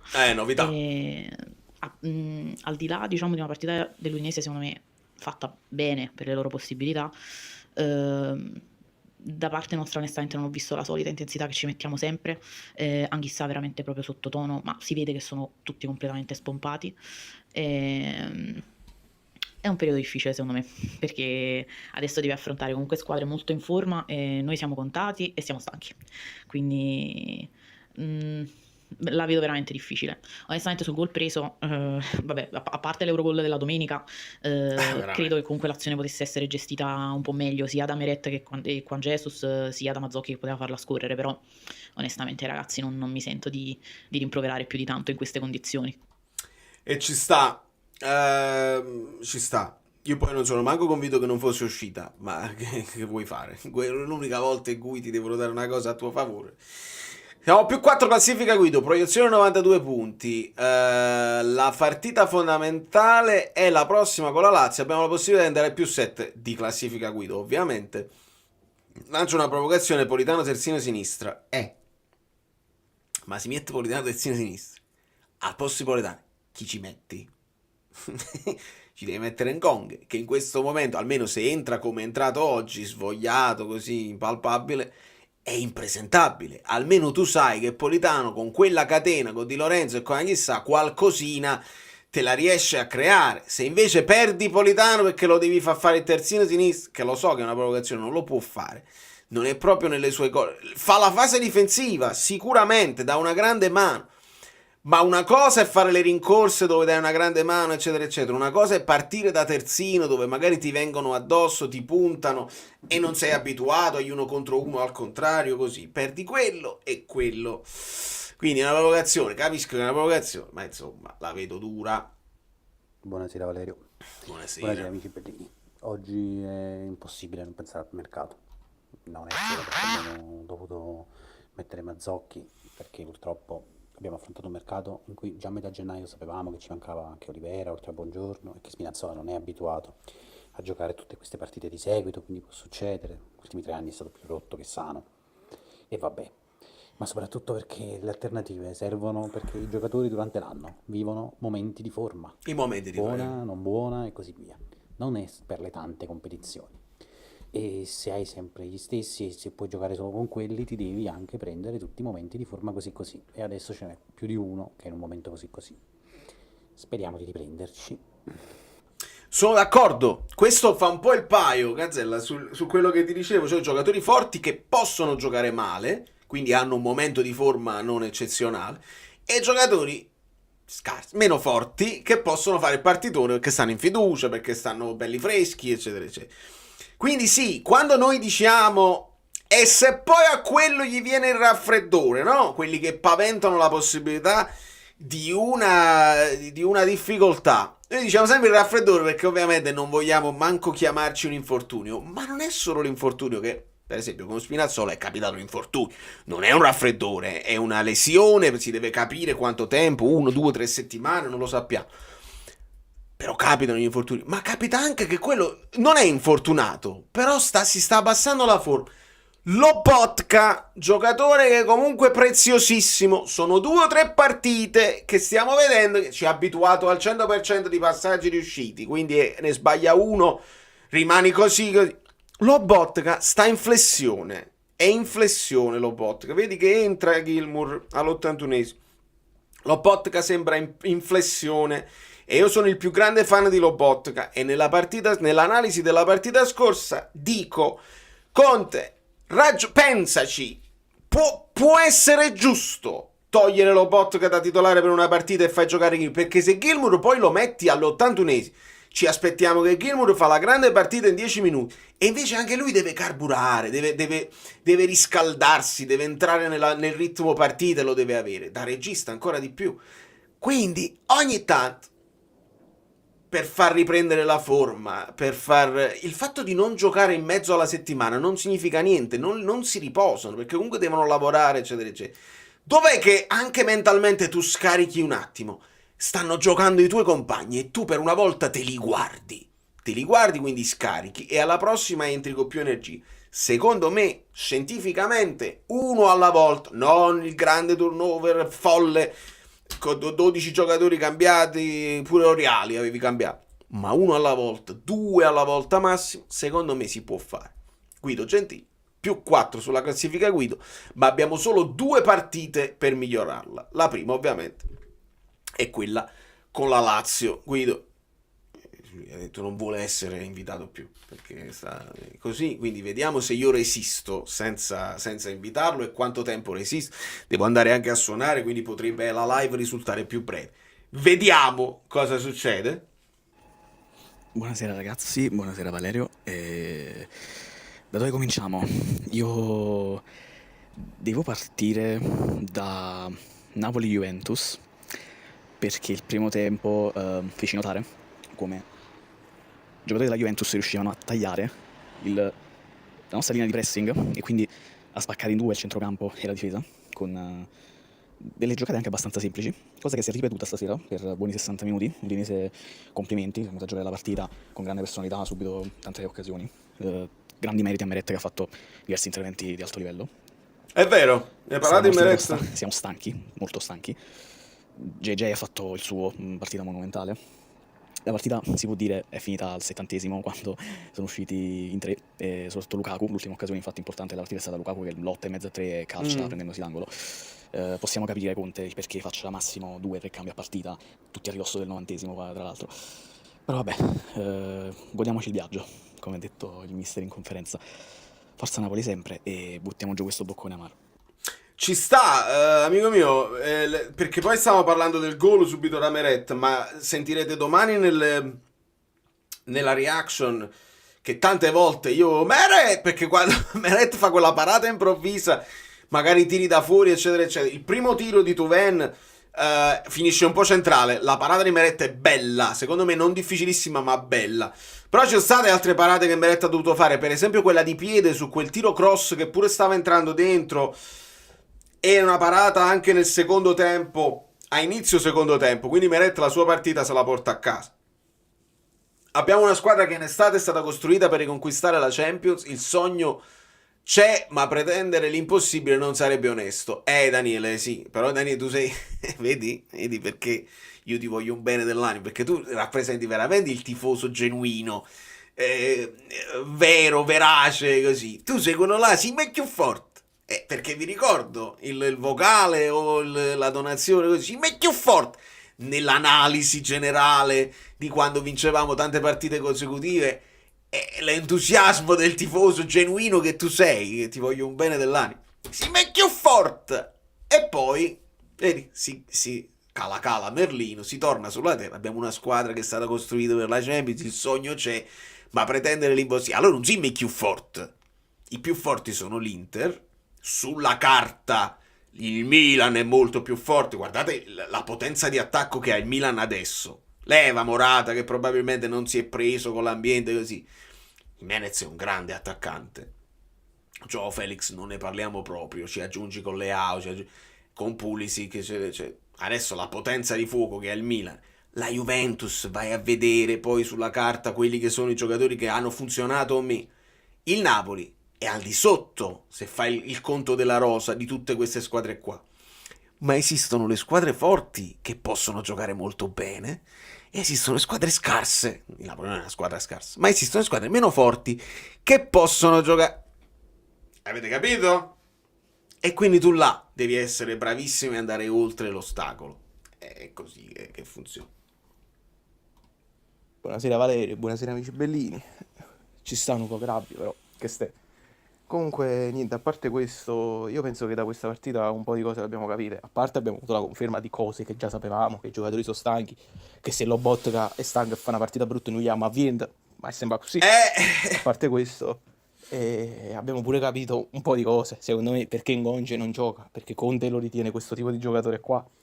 E io penso che spesso noi tifoseria ci dimentichiamo che è l'allenatore che li vede tutti i giorni allenarsi. Senza dubbio. Buonasera Valerio, buonasera amici bellini. Fermati. Valerio, cosa dici? A furia di mettere il filo in cascina, questa cascina si è riempita? Hai ragione. No, fermati Angelo, perché non ho capito perché il transcriber bot. But I feel about it. Forse per questo ha smesso. No, questa è una cosa di servizio tra noi e abbonati. Forse per questo il bot trascrittore ha smesso di. E Facebook. Forse per questo ha smesso di tradurre, perché ha pensato devo tradurre in inglese. Questi parlano una lingua incomprensibile, traduco solo l'inglese. Poi io non sono così pessimista, un po' perché non sono questi gli obiettivi che ci siamo prefissati. Anche se è un peccato non riuscire a fare quel di più che ci serviva, però non sono quelli gli obiettivi e poi pure se fossero quelli, insomma, non abbiamo perso del tutto le speranze. Per perdere le speranze dobbiamo avere un ciclo negativo che ancora non è del tutto arrivato, siamo in un mini ciclo negativo, se così vogliamo dire, perché ci sono quei 2 pareggi. Certo. Però bisogna rialzarsi e bisogna vedere con la Lazio quello che si riesce a fare, semplicemente. E poi parallelamente c'è anche l'Inter che adesso giocherà di nuovo con la Fiorentina e poi con la Juventus. Vediamo quello che succede. E però, poi con la Juventus. Sinceramente io la vivo serenamente. Certo, perché poi il fatto è che tu avevi l'occasione adesso, perché l'Inter la doppia partita con la Fiorentina è un mini ciclo tosto per l'Inter e tu potevi con l'Udinese, sulla carta ovviamente più piccola, dare una bella botta. Adesso loro che affrontano la Juventus è una tripla e sappiamo che è una tripla, può essere difficile per loro, può essere una tripla così, e noi affrontiamo con la Lazio, è una tripla, ed è una tripla assoluta perché la Lazio oggi ha dato 5 gol al Monza, ed è la squadra che ci ha messo in difficoltà proprio a livello di punti, ci hanno sconfitto 2 volte tra Coppa Italia e girone ed andata, quindi per questo è tosta, però ecco, dare una botta, se vuoi dare una botta di ripresa, io avrei preferito, perché subito dopo il pareggio con la Roma devi dare una botta a te stesso di entusiasmo e dire è stato solo un pareggio con la Roma, invece il doppio pareggio è dura da digerire. Noi siamo calmi come tifosi, cerchiamo di mantenere la calma e ci aiutiamo a vicenda, spero che i ragazzi siano pure calmi. Però se hai un'altra occasione importante con la Lazio, perché se con la Lazio azzeri la delusione con l'Udinese, la azzeri proprio, e ci ragioni magari sul ciclo più lungo, dici ma non avresti firmato se metti tutte insieme, no? Atalanta, Juventus, Roma, Lazio, Udinese, non avresti firmato per aver battuto Atalanta, Juve e Lazio un pareggio con le altre due? Sì. Quindi adesso diventa fondamentale, vale 47 punti la partita con la Lazio e non si può pareggiare. Mi dispiace, ci sta un pareggio con la Lazio per le forze in campo, ma non la puoi pareggiare, perché altrimenti diventa mini psicodramma. Già questo qua è un mini drammetto, però hai l'opportunità con la Lazio di scrollarti da dosso tutto questo. Con la Lazio devi vincere per forza. E mi dispiace dirlo perché lo sapete che non la penso così. Ma per non far accusare questi giocatori poi di avere il campionato con Ancelotti, quando non il primo anno, quando non si poteva lottare per lo scudetto e non si poteva scendere sotto al secondo posto perché quelle dietro non facevano ridere, però si vivacchiava. Il vivacchiare non te lo puoi permettere quest'anno perché c'è l'Atalanta là, ci stanno le altre, quest'anno non te lo puoi permettere il vivacchiare, quindi devi dare, perché entri in Champions tranquillamente se lotti per lo scudetto, quindi devi darti la parvenza che stai continuando a lottare per lo scudetto, e a livello di classifiche ci siamo. Quindi Facebook, ok, quindi è una cosa così. Questo messaggio, guarda Fabio Versati che non vuole sapere niente, manda proprio la foto di Conte nei vocali perché così mi fa leggere. Questo messaggio, crescere è tutto quello che conta, è l'unica cosa che conta, ma sfruttare le occasioni non è una parte di un processo di crescita. PS, stasera non ho visto Reali. Antonio, hai ragione, non mi sento di darti torto. Sfruttare le occasioni è crescita, anche quella è crescita, è sapere i momenti e affondare al momento giusto. È vero, è stato inquadrato pochissimo, io l'ho visto entrare, uscire a fine primo tempo, però è stato inquadrato pochissimo, anche questo evidentemente. C'è della live in questo supporto. Aspetta, c'è della live in questo supporto. Danielo, la forza del mister è stata risorgere un ambiente ormai in macerie, ora la pressione ricade di nuovo sull'Inter, voliamo basso, forza Napoli sempre. Ma il voliamo basso è proprio quello che ha detto Conte, Daniele, grazie sempre. È proprio quello che ha detto Conte, ha detto non vi preoccupate, i ragazzi volano raso terra, quindi non se ne sono partiti, cioè non è stata, signori, questo non è un pareggio di presunzione, e ho letto, non sono sicuro perché l'ambiente Inter non lo conosco bene, ma ho letto che alcuni nell'ambiente Inter dicono che questa sconfitta dell'Inter è una sconfitta più di presunzione, convinti magari che una squadra ridotta ai minimi termini come la Fiorentina prima o poi la svanghi e la fai. Il pareggio con l'Udinese del Napoli non è un pareggio di presunzione, per me è un pareggio di impotenza. Ci hanno provato, non ci arrivavano primi sul pallone, non riuscivano a superarli in velocità, non riuscivano a farli i triangoli, a essere pericolosissimi.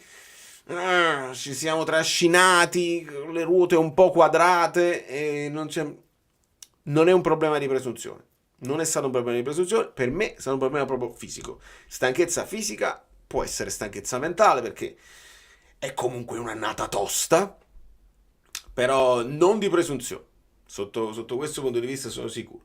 E se io clicco qua, non si vede niente, però vabbè, Conte in conferenza, mi diceva Fabio Versatile, se qualcuno rimane deluso per un pareggio non è un problema mio, non dobbiamo andare fuori giri, la richiesta iniziale era l'Europa, anche con la conference. Conte ha scoperchiato. non doveva scoperchiare, ma Conte ha scoperchiato. L'Europa anche con la Conference. Questo significa, quando arrivi decimo, che si chiudono i rubinetti, che ti viene meno una parte di fatturato importante che l'Europa comunque ti... È stato un po' snob, perché Europa League, ma che dobbiamo fare con questa Europa League? Se non andiamo in Champions, niente. Adesso Conte scoperchia che gli hanno chiesto di andare in Europa a prescindere, anche con la Conference. A me la Conference mi andava benissimo l'anno scorso, e sia chiaro, lo ribadisco con tutta la forza che ho. Conference benissimo, molti tifosi, meglio non andarci proprio. Va bene. Andate pure contro il Napoli, cari tutta poster che dicono meglio non andarci proprio, ma anche in Conference. Andate punto contro a De Laurentiis, perché De Laurentiis ha chiesto a Conte, evidentemente, di andare anche in Conference, perché ti sposta delle cose andare in Europa. Non c'è dubbio. Poca Conference, caro Conte. Però è naturale, È naturale che si deve togliere un po' di pressione, perché bella e buona sta pressione dello scudetto non si basava su dei presupposti reali. Purtroppo è così. Vale, ma l'Atalanta, se ci fermiamo sia noi sia l'Inter, questa riprende entrambe, non so, paragonati a loro due siamo scarsini. La Lazio è forte, quel Tavares fa paura, la vedo durissima, sono forti. Tavares fa paura, lo sappiamo, ha avuto un momento di riflessione, un mezzo infortunio, ma è chiaro che è un giocatore di un altro livello proprio. Sì, l'Atalanta lo so, spaventa, è chiaro. Fammi vedere un pochino a livello di numeri di classifica, perché poi io ho smesso di guardare la classifica, come dicono tutti. La classifica non la guardo, e invece è stata guardarla, si devi sapere dove stai e dove stanno. Sta a 50 punti, 5 punti indietro. Il fatto di averli già incontrati ti lascia un pochino più tranquillo, perché non è che ti possono mangiare 3 punti quando tu ne fai 3. Quando tu ne fai 0 ti mangiano 3 punti sopra. Devi perdere 2 partite consecutive che loro devono vincere. Può essere, può succedere, per carità può succedere, perché poi i punti a disposizione, quanti ne sono rimasti? 42 tipo. 42 punti li devi fare. Non puoi pensare che sia facile. Ecco perché quello dice, vabbè, ma li devi fare i 42 punti, non è che puoi mollare. Quindi quando Conte parla di fieno, questo significa il fieno in cascina, per non rientrare poi in quella zona di classifica, terzo, quarto, quinto posto, dove poi l'episodio arbitrale diventa fondamentale. Io vado al manicomio. 42, grazie Carlo, perché io poi non sono un matematico. E poi uno dice sempre le stesse cose, ma uscire dalla Coppa Italia era così fondamentale, un'occasione per inserire i panchinari quando ti servono, che sono già... No, lo so, Valentino, ma vedi, io poi, a costo di risultare antipatico, però certe cose, se uno le dice prima, non è che poi ce li possiamo rimangiare perché non vogliamo far pigliare collera alla gente. Ti conveniva. Mi pare che l'ultimo a dirlo è stato italiano. Ha detto la Champions ci è servita molto, e hanno fatto una Champions pessima perché sono usciti subito, hanno perso un sacco di partite così, ma sono esperienze che devi fare, che ti fa crescere il gruppo. Italiano poi è l'estremo opposto. Attenzione a dire poi italiano, perché un italiano con le sue scelte, o anche un Motta con le sue scelte un po' alla fine anche cervellotiche, di fare sempre una formazione diversa una dietro l'altro, potrebbe non trovare i favori dell'ambiente, Diciamolo subito, perché poi un domani potrebbe non esserci Conte e dobbiamo avere un altro allenatore. Però Italiano ha detto le sconfitte in Champions ci sono servite. C'è della perché live in abbiamo questo fatto supporto. esperienze. Domani Chiariello dà la colpa del pareggio a Conte. Sì, Giovanni, è data 1, è chiaro. È chiaro, ne sono più che convinto, perché dovrà bilanciare quelli che invece daranno la colpa al non mercato. È evidente, no? Ti sei ritrovato con Mazzocchi titolare, un po' di sfortuna che perdi tutti e due i terzini contemporaneamente, quelli che sono entrati non hanno impattato. È chiaro che la prima cosa che si pensa è dove sta il mercato di riparazione che ti doveva dare una mano per lottare fino alla fine, e quindi per evitare questo si dirà Ma perché con l'Udinese, la famosa frase alla Iannicelli, perché con l'Udinese ti serviva il miglior Kvara, ti serviva per forza, lo sentirete. Verrete qua a lasciarmi il mi piace dopo. Ma perché per battere l'Udinese ti serviva Garnacio? Lo sentirete. Lo sentirete, non si ragiona così nel calcio. Non è che per battere l'Udinese ti serve Garnacio, è il creare i presupposti e il pensare, tra virgolette, negativo, l'essere pessimisti che il raffreddore può arrivare, ed essere pronto nel momento in cui c'è un'emergenza in più.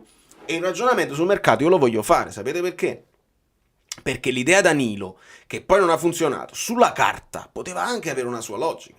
Perché? È quello là di esperienza. Non arriva che vuole giocare per forza. Si mette a disposizione, se si doveva mettere a disposizione, ed è uno che te lo puoi giocare nel momento di grande emergenza anche a terzino sinistro. Non ultimo lo ha fatto contro il Manchester City, che te lo puoi giocare anche come terzino sinistro. Non è un fulmine di guerra. Non è un fulmine di guerra Danilo, è un Juan Jesus. E come un Juan Jesus, essendo in là con gli anni, ti può fare prestazioni pulite come Juan Jesus, oppure no, perché gli anni si fanno sentire così. Però nel momento in cui ti viene meno quella cosa là, tu, e lo dico da uno che non sa se era possibile o no, tu devi affondare su Dorgu, ma devi affondare fortissimo, prima che il Manchester United poi va e dice io sono il Manchester United, quando vuoi, 40, 45. Tu devi affondare fortissimo su Dorgu, perché? Perché Dorgu è terzino, ti può fare il terzino all'occorrenza, ti può fare l'esterno d'attacco all'occorrenza, a destra e a sinistra, quindi lo puoi utilizzare col piede normale e col piede invertito. È giovane, ma giovane, 19 anni, non ti occupa liste, e non ti occupa liste per 2 o 3 anni. Conte è già innamorato di Dorgu, perché se lo è abbracciato e ha detto ti aspetto, se lo stava baciando in bocca, e ha già fatto la Serie A. Quando tu hai individuato un giocatore così, che ti appara talmente tanti buchi e ti risolve talmente tante situazioni, secondo me, o molto più che Comuzzo, perché forse Comuzzo non li vale 40, ma forse Dorgu sì. Per tutte queste cose, che oltre a essere giovanissimo non ti occupa liste, ha la duttilità che lo puoi utilizzare sia in attacco che in difesa, ti può apparare dei buchi così. Anche Dorgu ha delle sue momenti di blackout, è girato un video dove si vedono le papere di Dorgu così, però vicino alle papere metteteci anche i grandi gol che ha fatto, gli assist e le partite buone che ha fatto, e ragionate sul fatto che ha 19 anni. Era un colpo per la prospettiva che ti potevi trovare anche nell'immediato, perché è uno che la Serie A già la fa.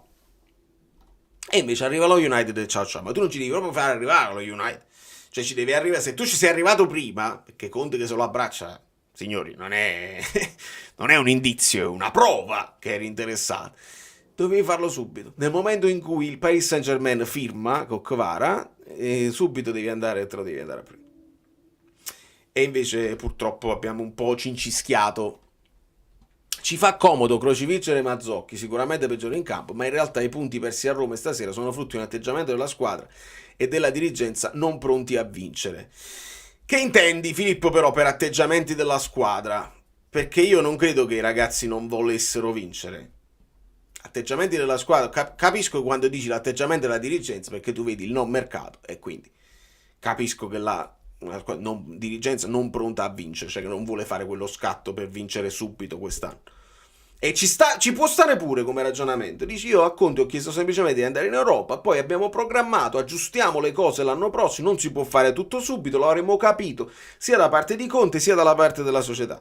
Ma perché dici un atteggiamento della squadra non pronta a vincere? Non ho visto un atteggiamento, cioè che il Napoli, che i giocatori non fossero pronti o non volessero vincere. Qua spiegamelo. Della società è diverso della squadra. Ragioniamo. Stiamo già facendo i miracoli, contate i gol di Neres, Politano, Raspadori, Ngonge, Simeone e Lukaku. Sì, ma mancano i gol. Ha fatto mi pare il 6º gol in campionato McTominay, che va bene, insomma, per un centrocampista. Va benissimo. Qualche gol Kvara l'aveva fatto, sta giocando malissimo. Però qualche gol Kvara se lo porta a Parigi. Avete visto il gol che ha fatto a Parigi? Sì, avete visto. Da abbonato in curva B, ogni volta che cantiamo Don Raffaele penso sempre a te. Grazie mille, Davide. È un bel pensiero. Ci sono 2 o 3 tormentoni che sono riuscito a inculcarvi. Uno è sicuramente Don Raffaele e non è mio, perché fu un utente che ebbe questa intuizione geniale e io non ne rivendico la paternità. Quello di cui rivendico la paternità è quanto è bello Oriali, perché nel momento in cui inquadrano Oriali mi arriva sempre un messaggio privato di qualcuno che mi dice quanto è bello Oriali. Sera Vale troppo scarichi, 1 settimana di tempo e poi questo Neres assente, Lobo non rischia mai un passaggio, anche sa 4 non facciamo mai quel passo in avanti, scandalosi, Conte a fine stagione se ne va. Un po' tosta da digerire tutto insieme. Non lo so se Conte a fine stagione se ne va. Io sono convinto di una cosa, che Conte abbia accettato Napoli con la consapevolezza di non poter fare miracoli, con la consapevolezza di alcuni limiti che il Napoli ha e con la voglia anche di rilanciarsi, perché nelle ultime, vedi, hai visto quanto si è arrabbiato quando Giordano gli ha ricordato la 100 euro. Conte c'ha addosso questa cosa qui, di un allenatore che poi spacca tutto e se ne va, molla quando non lo accontenti o anche quando lo accontenti. Alla fine lui dice me ne vado, uomo tutto d'un pezzo, mi dimetto e ti lascio nei guai. Secondo me Conte ha questa cosa addosso e avendolo fatto anche all'estero, tutta quella situazione col Tottenham, che poi il Tottenham non è che è andato meglio senza di lui, però ce l'ha sulle spalle. Allora secondo me quando lui accetta il Napoli, sa che si creerà quella curiosità, oddio Conte, De Laurentiis, questi non durano 2 mesi, 3 mesi. Quindi lui l'ha messo in preventivo, secondo me, di rimanere, di non andare faccia e fronte subito con la società per questioni di mercato e di mantenere il carro per l'ascesa per dimostrare, guardate che io posso anche essere un allenatore aziendalista. Mi metto là, mi chiedono un obiettivo, io te lo porto, perché l'obiettivo Conte già lo ha portato, è andato oltre. Se il Napoli fosse terzo o quarto in classifica, Conte sarebbe negli obiettivi.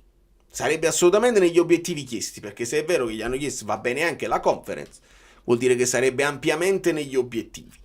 Conte è andato già oltre gli obiettivi e a meno di crolli incredibili, pazzeschi, il Napoli in Champions ci dovrebbe poter arrivare.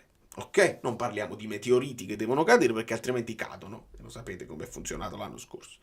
Di conseguenza, io non lo so se Conte già vuole spaccare tutto e andarsene. Sicuramente, però, lui si fa un anno dove non spacca niente, mantiene il carro per l'ascesa, ci comunica che è un progetto che ha bisogno del suo tempo, che il percorso non si possono accorciare le tappe, non si possono saltare dei passaggi, e nel frattempo fa il massimo possibile con una squadra che ha dei limiti e li conosciamo. Quindi si rivaluta Conte. A livello internazionale Conte rispetto al 10° posto già sta facendo un mezzo miracolo. Vediamo come finisce, dopodiché bisogna mettere le cose in chiaro. Perché come vedete Conte fa un discorso più generale, invece di dire quel giocatore singolo là non sposta niente, tu non devi toglierti il problema, devi risolvere il problema. Cosa significa risolvere il problema? Significa che il problema non si ripropone, quindi invece di fare i rinnovi con le PEC li fai a tavolino gratificando i giocatori, poi ci mette dentro un tormentone che alcuni lo tengono presente, altri invece se lo scordano quando la squadra va bene, cioè le strutture, il centro sportivo, lo stadio, il settore giovanile, tutte cose che rendono la situazione Napoli più attrattiva. Quindi è uno squillo che Conte fa per la società risponderà, la società si metterà a sedere e darà a Conte delle garanzie. Se la società lo fa, secondo me Conte non si muove, continua a fare il suo percorso e arriva al massimo possibile. Se la società invece gli fa capire o si dimostra che più di tanto non può fare e che vuole rimanere in fitto e che più di questo non vuole mettere a terra, secondo me Conte se ne va, però non con quella cosa di Conte spacca tutto e se ne va. Conte non viene accontentato in un progetto duraturo, lui ha un'altra dimensione e quindi è giusto che vada in una dimensione dove può avere un progetto che lui ritiene all'altezza. Quindi io non sono sicuro che se ne va, però gli devono dare delle garanzie, perché se lo indebolisci a gennaio e lui può fare finta di niente, può dire vado in guerra con questi qua, ma se la indebolisci anche poi d'estate la successiva, a quel punto è più che naturale che se ne possa dare. Fabio Versatile, stanno arrivando altri vocali, quindi e Facebook. Aspetta. Eccolo qua. Vale, rispondo al fatto di prima che hai detto Italiano e Thiago Motta che sono cervellotici, sono Sì. d'accordo, magari a Napoli questo non può, sarebbe deleterio, però almeno loro li hanno i giocatori proprio a livello numerico per fare scelte magari cervellotiche. Conte purtroppo fa 2 terzini sinistri infortunati e deve giocare Mazzocchi. Meret ha detto che aveva chiamato la palla sull'uscita, Juan Jesus non si è fidato, evidentemente l'ha spazzata. Mazzocchi prova ad evitare il fallo laterale in attacco per l'Udinese e abbiamo preso lo gol. Neres a sinistra ormai è spento, ma proprio dall'inizio, ma a sinistra proprio, perché quando giochi dall'inizio lo spostano sul destro, vale? E lo fanno rientrare, non gli danno sfogo sul suo piede forte, e abbiamo giocatori in meno, cioè può pure magari al massimo a sinistra può crossare, ma Neres ne ha fatti un gol, finora ne ha fatti 2, Cavara 5 gol e 7 assist, se n'è andati, non voglio sempre tornare sullo stesso discorso, ma io ho visto anche un atteggiamento stasera dallo stadio come fosse Napoli dell'anno scorso, i rumori, scarichi, senza forza, senza idee, senza voglia, anche chissà era praticamente il calciatore dell'anno scorso stasera. Non c'è stata proprio armonia, poi l'Udinese hanno perso proprio, penso 75 minuti di gioco a terra a fare ostruzionismo, l'arbitro gliel'ha permesso, quello per 3 di loro per allacciarsi le scarpe, ha dato 5 minuti di recupero soltanto. È bello lungo perché comunque ci vorrebbero 90 minuti di vocale, adesso sto tornando dallo stadio, però vedo un Napoli in calo, così come l'Inter, però l'Inter ha avviato 3 palloni e noi abbiamo pareggiato, ma questa partita lo sai, con le piccole non c'è stanno santo, devi vincerla per forza, sempre, andate e ritorno. Sono d'accordo, visto che hai fallito con la piccola, devi vincere per forza con la Lazio. L'ho detto e purtroppo non me lo posso rimangiare. È un'occasione troppo importante, dove devi recuperare i punti e devi dare un'altra botta al campionato. Poi passerà la narrativa che Conte doveva provare che la panchina non è buona e se ne vuole andare bla bla bla. Ma esattamente Conte come la doveva cambiare sta partita con Starace? È chiaro, perché poi non fai cambi e Conte non fa i cambi, poi mette i cambi e i cambi non sono buoni che li metti a fare, giustamente non se ne esce più. Non è che fai i cambi per dimostrare che la panchina non è buona, fai i cambi perché, come diceva anche Fabio, oggi non eravamo performanti, non si sviluppava bene. Stavo leggendo anche un commento che mi parlava tatticamente, aspetta, dove sta? Perché è interessante, io un'analisi poi la dovrò fare, al di là di quelle che sono le caratteristiche, Mr. Forces. Sbaglio oppure oggi tatticamente il Napoli non c'era proprio, mancava un gioco. È difficile dire mancava un gioco perché il gioco è quello, lo conosciamo. Quello che però ho visto è che ci ha messo un po' Lobotka per andare in mezzo ai 2 centrali, l'ho visto un pochino di più nel secondo tempo, quando invece nel primo tempo c'era un po' un equilibrio di occasioni e con l'Udinese che ti veniva a pressare molto alto non c'era lo spazio per Lobotka per venire in mezzo ai 2 centrali per costruire, e poi i terzini che finiscono a centrocampo e quindi uno sviluppo bello armonioso. Questo sviluppo armonioso non l'abbiamo visto. Nel secondo tempo un pochino di più, Lobotka è riuscito a mettersi tra i 2 centrali ed è aumentato il possesso palla anche del Napoli. Se vado a vedere, non voglio dirvi stupidaggini, primo tempo 61%, secondo tempo 62%, quindi aumenta pochissimo. Però se andate a vedere poi l'attack momentum, sono le folate dell'Udinese in ripartenza che ci hanno messo in difficoltà, ma l'attack momentum è abbastanza, ma qua non si vede perché è verde. Vedi, si vede solamente, ok, potete vedere solamente quello dell'Udinese, che quello che quei pochi così, tutto quello che non vedete è attacco momentum del Napoli. Quindi il Napoli il gioco ce l'aveva, solo che ha avuto un po' troppo la scelta, secondo me, del passaggio lungo a scavalcare, che purtroppo quello non ti viene, non sembra gioco, è un lancio a scavalcare e andiamo ad aggredire questa palla. E non siamo più abituati a questa roba qua, siamo abituati che sviluppiamo meglio con le catene e con i triangoli. Il Napoli non è che non ci ha provato, però mancava brillantezza, mancava chissà, tutto questo risulta un po' più prevedibile, con un Udinese sul pezzo. Solé mi sembra un gran difensore, poi può essere un momento così, ma mi è sembrato un gran difensore. Conte ha sbattuto ancora in faccia a chi di dovere come siamo messi. Indubbiamente questo risulta. Se il gioco è quello, perché far fare a Mazzocchi quello che fa Spinazzola? Secondo me Conte non ha studiato un'alternativa, non siamo solo stanchi. E perché, amico mio, che fai? Con Mazzocchi in campo cambi di nuovo. cambi di nuovo tutti gli equilibri che fai, cioè con Mazzocchi passi al 3-4 e devi ricominciare tutto, avevi trovato un assetto. È meglio che uno si adatta alla squadra e che non la squadra si deve adattare a Mazzocchi. Come fai? Come fai? Se costruisci una squadra intorno a Joao Felix o intorno perché hai un grandissimo centrocampista, hai un grandissimo attaccante e costruisci la squadra intorno a lui per esaltare lui, va bene, ma non puoi cambiare tutta la situazione della squadra per Mazzocchi. E Mazzocchi si deve adattare, deve fare meno danni possibili. E questo mi sembra incredibile. Non possiamo dire a Conte che deve cambiare modulo per far giocare bene Mazzocchi. Mazzocchi a terzino sinistro ci ha giocato. E più di questo non si può dare. Abbiamo trovato nel tempo, quando è finito il mercato, che era arrivato McTominay, il modo da uscircene da quel 3-4-2-1 che alle volte funzionava, ma comunque subivamo molto. Quando poi siamo passati a 4-3 abbiamo ricominciato col tempo a dominare di nuovo le partite, ritornare indietro perché manca Spinazzola mi sembra un'esagerazione. Io e mio padre avevamo la stessa sensazione, ok, non ha fatto una partita bella, però in qualche occasione era molto libero, ma a sinistra non si andava. Ma non lo so di chi state parlando. Fammi vedere. Ah, proprio Mazzocchi. Mi dispiace per Paco, ma sembrava non volessero dare sfogo a sinistra. Ma è normale, ma è proprio quello il problema. Tu non è che devi cambiare modulo, ma quello che fai è cambi lo sviluppo. Se hai Spinazzola la palla arriva là. Perché se la tira, perché Spinazzola è un giocatore che punta, che la vuole la palla. Quando la palla arriva a Mazzocchi e una volta la ridà indietro e un'altra volta il cross finisce alla cieca, finisce nel nulla, è naturale che la palla gli va di meno là, no? Perché tu che giochi a pallone ti alzi un attimo la testa.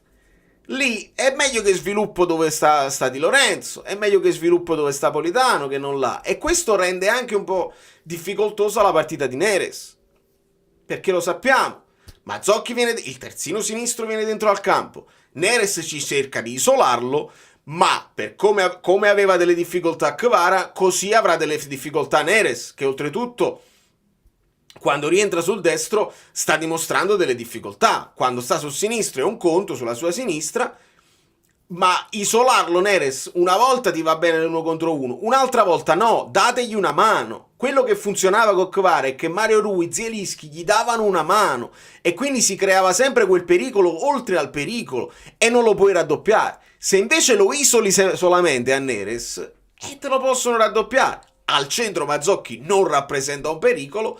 Ecco come si spiega. Vedete com'è bella la live che mi fa ragionare sulle cose, come si sviluppa. Vuol dire che sei meno pericoloso. Cioè, diventa la palissiana. Un punto in più in cascina, ma spero di non vedere più Mazzocchi. Ma noi è naturale, non ci possiamo fare niente. Uno può essere così, ma come fai? Come fai a mantenerli i tifosi?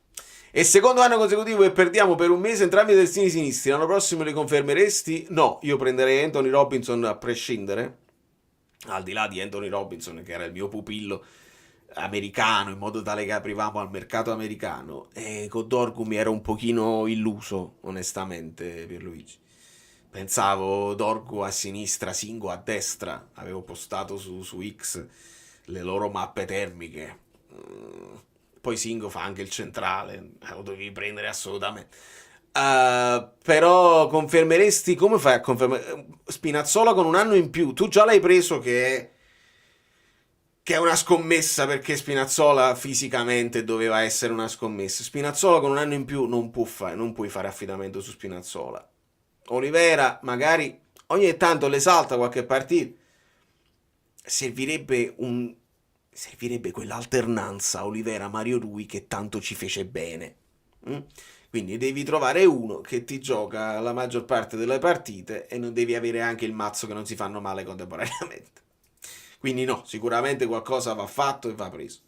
Adesso ci godiamo quelli che abbiamo fino alla fine dell'anno e poi tiriamo le somme. Io intendevo non un cambio modulo, ma un cambio di movimenti, magari abbassare di più Anghissà e lasciare Mazzocchi più libero di sovrapporsi, invece il capo a fare il regista. Sì, capisco questo punto di vista. Però dipende anche dalla squadra avversaria, come l'hai preparata, eccetera, eccetera. Se tu l'hai preparata in un certo modo. Io non lo so nemmeno perché ci hanno detto che Spinazzola si è fatto male ieri. Non è arrivata ovviamente una domanda su di lui in conferenza, però se tu l'hai preparata con gli 11, con Spinazzola, secondo me, e non lo so, è un'intuizione, posso sbagliarmi, secondo me è più logico dire a Mazzocchi: hai visto Spinazzola che cosa fa? Cerca di fare lo stesso, piuttosto che dire a tutta la squadra: signori, c'è Mazzocchi in campo, non fa tutto quello che abbiamo studiato con Spinazzola, non lo fate più, Mazzocchi si sovrapporrà. Adesso si deve abbassare tutti dei sincronismi, degli automatismi che poi alla fine devi metterli in pratica. Tutto quello che hai studiato su come hai lavorato sull'Udinese si andava ancora di più in difficoltà, secondo me. Quindi credo io, non lo so se il mister, se i giocatori sono così evoluti da poterlo fare in automatico, capire che c'è Mazzocchi, quindi fare tutto un altro tipo di gioco, o se il mister glielo deve dire, o se il mister glielo può dire. No, Marcelo si è ritirato recentemente. Perché Ngong non l'ha venduto? E perché Rob non l'avremmo potuto sostituire. Ti levavi pure Ngong, ti sei tolto anche a Zerbin, ti levavi anche Ngong. Si parlava della Lazio, però la Lazio ti voleva dare Isaksen. Secondo me cambiava poco. Però è giusto chiedere a Ngong di entrare con un po' più di piglio. Ora, io sono convinto che Ngong anche lui si senta un po' fuori dal progetto, perché è stato utilizzato pochissimo, e quindi mentre noi ce la pigliamo con i calciatori è giusto anche ragionare su cosa poi possono dare se sono parecchio fuori dal progetto. Vedi Raspadori, vedi un Rafa Marin. Io non voglio giustificarli fino alla fine, però è difficile essere sempre impact player che tu entri in 10 minuti, in 20 minuti e devi subito performare alla grande. Non sappiamo come si sono sviluppate certe dinamiche, se anche lui ha chiesto la cessione e poi è rimasto, se il Napoli avrebbe voluto tirarlo fuori ma non abbiamo trovato un'alternativa, perché fisicamente, proprio a livello numerico, serviva un'alternativa e abbiamo avuto difficoltà a prendere Okafor all'ultimo minuto. Prenderne un altro per sostituire Ngong diventava veramente complicato. Figura di Billing e Marin che devono dire esatto, perché Marin ha postato Rafa Marin ha postato una storia tenerissima, nel senso solo la sua silhouette in nero, lui dice lavora sodo, credi nel tuo lavoro che prima o poi i sacrifici vengono ripagati, sta cercando di darsi forza da solo il ragazzo, però immagina la delusione di uno che stava con le valigie fatte, era pronto a tornare in Spagna, quindi magari anche in un ambiente a lui più familiare, con la lingua e tutto, magari una squadra che ci credeva di più come Villarreal, e poi è rimasto costretto a rimanere perché il Napoli non ha trovato una soluzione. Il ragazzo è chiaro che sia tra virgolette, passatemi il termine, depresso. Billing arriva, non giocava tanto in Inghilterra, arriva e non gioca tanto qua, e io non lo so se insomma riuscirà a mettersi al passo e se lo vedremo mai.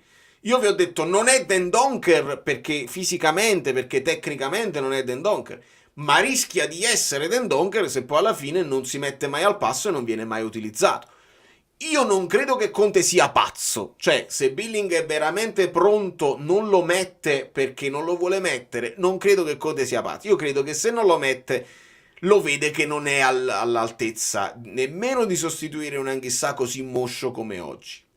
Preferisce dare un po' di spazio a un Raspadori che magari ti può avere uno spunto in attacco così, e Billing evidentemente non è pronto. Sono entrati in una squadra stanca e disordinata, miracoli non li vedrai. Parlando dei nuovi arrivati, giustamente Guido fa l'analisi su dove arrivi, perché poi questo è anche importante quando noi facciamo l'analisi dei giocatori. Quello non può giocare, quello è scarso, eccetera, eccetera. Ricordiamo in quale contesto si inseriscono poi i nuovi. No, Kim che arriva al posto di Koulibaly, però arriva anche in una squadra che già era collaudata, che si veniva da un lavoro fatto specifico, si inserisce Kim, si inserisce Kvara, si inserisce alla grande. Nathan che arriva, squadra un po' in confusione, disastrata, tutti che se ne vogliono andare, si va allo scatafascio così. Quindi il contesto, giustamente, dove si devono inserire i nuovi, non è da sottovalutare. Lindstrom sì, Kajust non avrebbe aggiunto nessuna dimensione al centrocampo rispetto a Billing. Lindstrom, io non lo so come sta giocando Lindstrom, io non sento grandi cose, le sentiremmo se Lindstrom stesse facendo degli sfraceli lì, non sto sentendo. Kajust non avrebbe aggiunto nessuna dimensione al centrocampo rispetto a Billing. Secondo me ad oggi sono comparabili un Cajuste e un Billing. Da quello che abbiamo visto negli highlights, Billing è più capace, anche magari in fase di finalizzazione l'abbiamo visto ingarrare più gol. Però mi sento poi li dobbiamo vedere giocare con continuità, perché giudicarli dagli highlights è proprio l'errore più grande che si può fare in analisi. Però mi sento di dire che insomma non sono due top player che ti cambiano la storia di un centrocampo. Poi non sono dei top player, possono giocare bene in un contesto dove tutto funziona, dove sono al passo con gli altri anche fisicamente, ti possono dare una mano, sì, e noi li analizziamo. Noi analizziamo la partita, se la fanno, analizziamo la partita e la prestazione, senza analizzare il giocatore. Però ognuno un'idea se la fa sul giocatore. Ed è giusto che sia così. Secondo me la fotografia della partita disperata sono i 5 cambi, ma mettere addirittura Okafor, che hai dichiarato essere... hai ragione. Hai ragione, lui l'aveva detto chiaramente. Lì sai che cosa scatta? Scatta l'idea... non si vede. L'idea del destino forte, secondo me.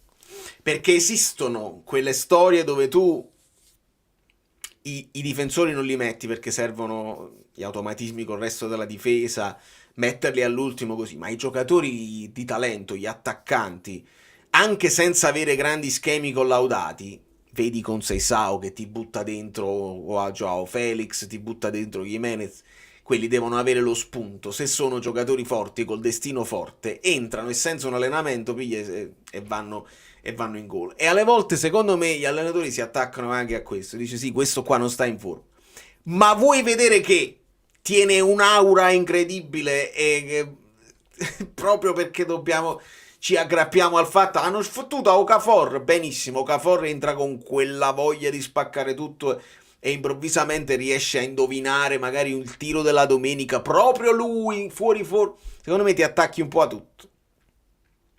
Però era proprio improponibile, mi dispiace, ma veramente poco. Solo Nathan è quello che va meglio di quelli che sono andati poi in giro per il mondo in Fermi mezza, tutti, c'è follia.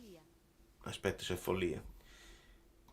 Tra prestiti e non. Giancarlo, c'è follia veramente. Domanda a Guido: quando ci parli di Partenope e non è questo Napoli non è che questo Napoli, immagino, stia manifestando la voglia suicidaria della sirena, forza Napoli sempre.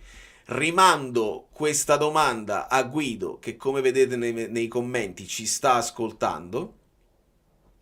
Quando ci parli di Partenope, mi pare che lui aveva detto che era quasi pronto per fare il video su Partenope sul suo canale, che è Guido Gentile Piano Sequenza. Ma Guido non vuole dare più gli spunti alle merendine scadute e le cose varie. Io poi non riesco, quando si lagga poi vado in freva e voglio avere una live godibile, e quindi devo risolvere io dei problemi per far tornare Guido a parlare, e lo devo riconvincere perché lui non vuole venire più, quindi lo devo riconvincere a venire, ma il Napoli deve vincere, altrimenti non lo posso far venire più. Off topic, ma l'arbitro al VAR non ci va più, quella camminatella valutativa non la si fa proprio più, lo devono chiamare, caro Emiliano. Off topic, ci sono alcune volte dove il VAR semplicemente ti dice guarda è successo questo, non devi nemmeno andarlo a vedere, altre volte in cui te lo vanno a far vedere, e quando te lo vanno a far vedere molto spesso è anche evidente quello che è successo, però prendi un po' di tempo, prendi tempo, l'arbitro se lo va a vedere, nel frattempo sfogli magari un pochino il regolamento, ti fai una, perché poi li sentiamo con gli audio che non sempre sono convintissimi di quello che dicono, non sempre hanno il regolamento sotto mano, e quindi un po' di secondi in più preziosi per consultarsi e per decidere, per fare la scelta migliore. Sarebbe importante fare la scelta migliore. Secondo te il gol dell'Udinese era davvero imparabile o Meret era piazzato male? Lo voglio rivedere. Quello che ti dico è che secondo me il gol dell'Udinese era un cross. Io non lo so se veramente Eckerkamp voleva fare quel tiro che ha fatto, tipo Maledetta, che lo prende con l'interno piede e poi va a rientrare praticamente una sorta di esterno, però preso con l'interno, che solo con questi palloni nuovi funziona. Secondo me lui voleva crossare e gli è uscita così. Però Meret secondo me era rimasto un pochino in quella zona dove poi non si è capito con Juan Jesus, si è chiamato il pallone, era rimasto un po' lì. Secondo me non si aspettava il tiro da là, perché doveva, con logica era un cross. Però la voglio rivedere, non ti voglio dire stupidaggini. Okafor rimarrà nella storia del cinema, da Garnacio a Okafor. Solo ADL poteva deliziarci con tale commedia teatrale, 75 milioni incassati, però quelli sono stati reali, non una commedia. Vale, non sono entrato perché sono ancora mezzo disperato. Tu come stai? Simone, grazie per thanks for checking in. Che tutti quanti Juan Jesus, Mazzocchi e nessuno. Valerio, come stai? Grazie, è importante. No, io sto bene finché ci siete voi, finché io ho un outlet che mi può permettere di parlare, di sfogare. Non parlo davanti al muro perché comunque ci sono 700 persone. Avete lasciato i like? Non vi ho chiesto nemmeno un like oggi. Quanti like ci stanno? Secondo me Polli pure sta disperato che non ci sta in live. E Guido dice siete fantastici. Se Vale vuole un saluto rapido. No, ma tu hai detto che non ti devo invitare più. Che facciamo? Ti invito? Che facciamo? Ti invito? Saluto rapido. Saluto rapido anche perché sì, tra 15 minuti potrei anche invitarlo Guido, se vi va. Però poi non abbiamo, a fine che Guido viene solo quando il Napoli pareggia. Vediamo. Io ci provo. Non sarebbe carino. Dai. Vediamo se funziona. Perché poi ci sono anche dei problemi tecnici e vediamo se si può fare. Anche io pensavo volesse crossare, ma dal replay invece si vede che carica proprio il tiro. È il tiro proprio della domenica. Il Napoli è una squadra forte perché gioca di sistema. Se in questo sistema 2 o 3 pedine saltano, i meccanismi si perdono. Sul lato sinistro, oltre ai limiti di Mazzocchi, non c'era alchimia tecnica. Vero, Gennaro. Giusta la cosa. Anche perché McTominay va un po' più in solitaria, mentre la catena di destra con Anghissà, Politano e Di Lorenzo cercano di scambiarsela e di creare i triangoli. Quando poi sulla sinistra si sviluppa con McTominay è un po' più solista, non so se c'è, punta sempre in avanti e quindi c'è meno quello scambio con Neres va a finire che fa la fine di Kvara, nel senso che verrà isolato e ci si aspetta che debba fare tutto lui e non va bene. Quando mi parli di alchimia tecnica, secondo me è un buono spunto. Perché sì, mo diamo la colpa a Mazzocchi, ma idem quando se Oliveira non sale. Poi Conte ha trovato dei meccanismi dove li fa entrare dentro al campo e comunque ti creano una superiorità dentro al campo. Però sarebbe bene dare una mano anche a chi fa la sinistra. Mi sposto perché c'è qualcuno che comunque un saluto ve lo voleva fare. Buonasera amiche belline, buonasera amici bellini, buonasera Valerio. Ma io non ce l'ho con chi mangia le merendine scadute, anzi No? mi dispiace. E neanche con il ceto medio napoletano. L'intelligenza. Da un certo punto di vista, teoricamente la partita di oggi non vi dovrebbe fare andare di cattivo umore. Devo essere rapidissimo perché tra l'altro la cosa grave invece è che Valerio mi ha dato una lista di tutte cose che non posso dire, come il video che mi hanno censurato, quindi adesso non potrò dire questo, non posso dire questo, l'avevo detto, quindi non posso dire nulla.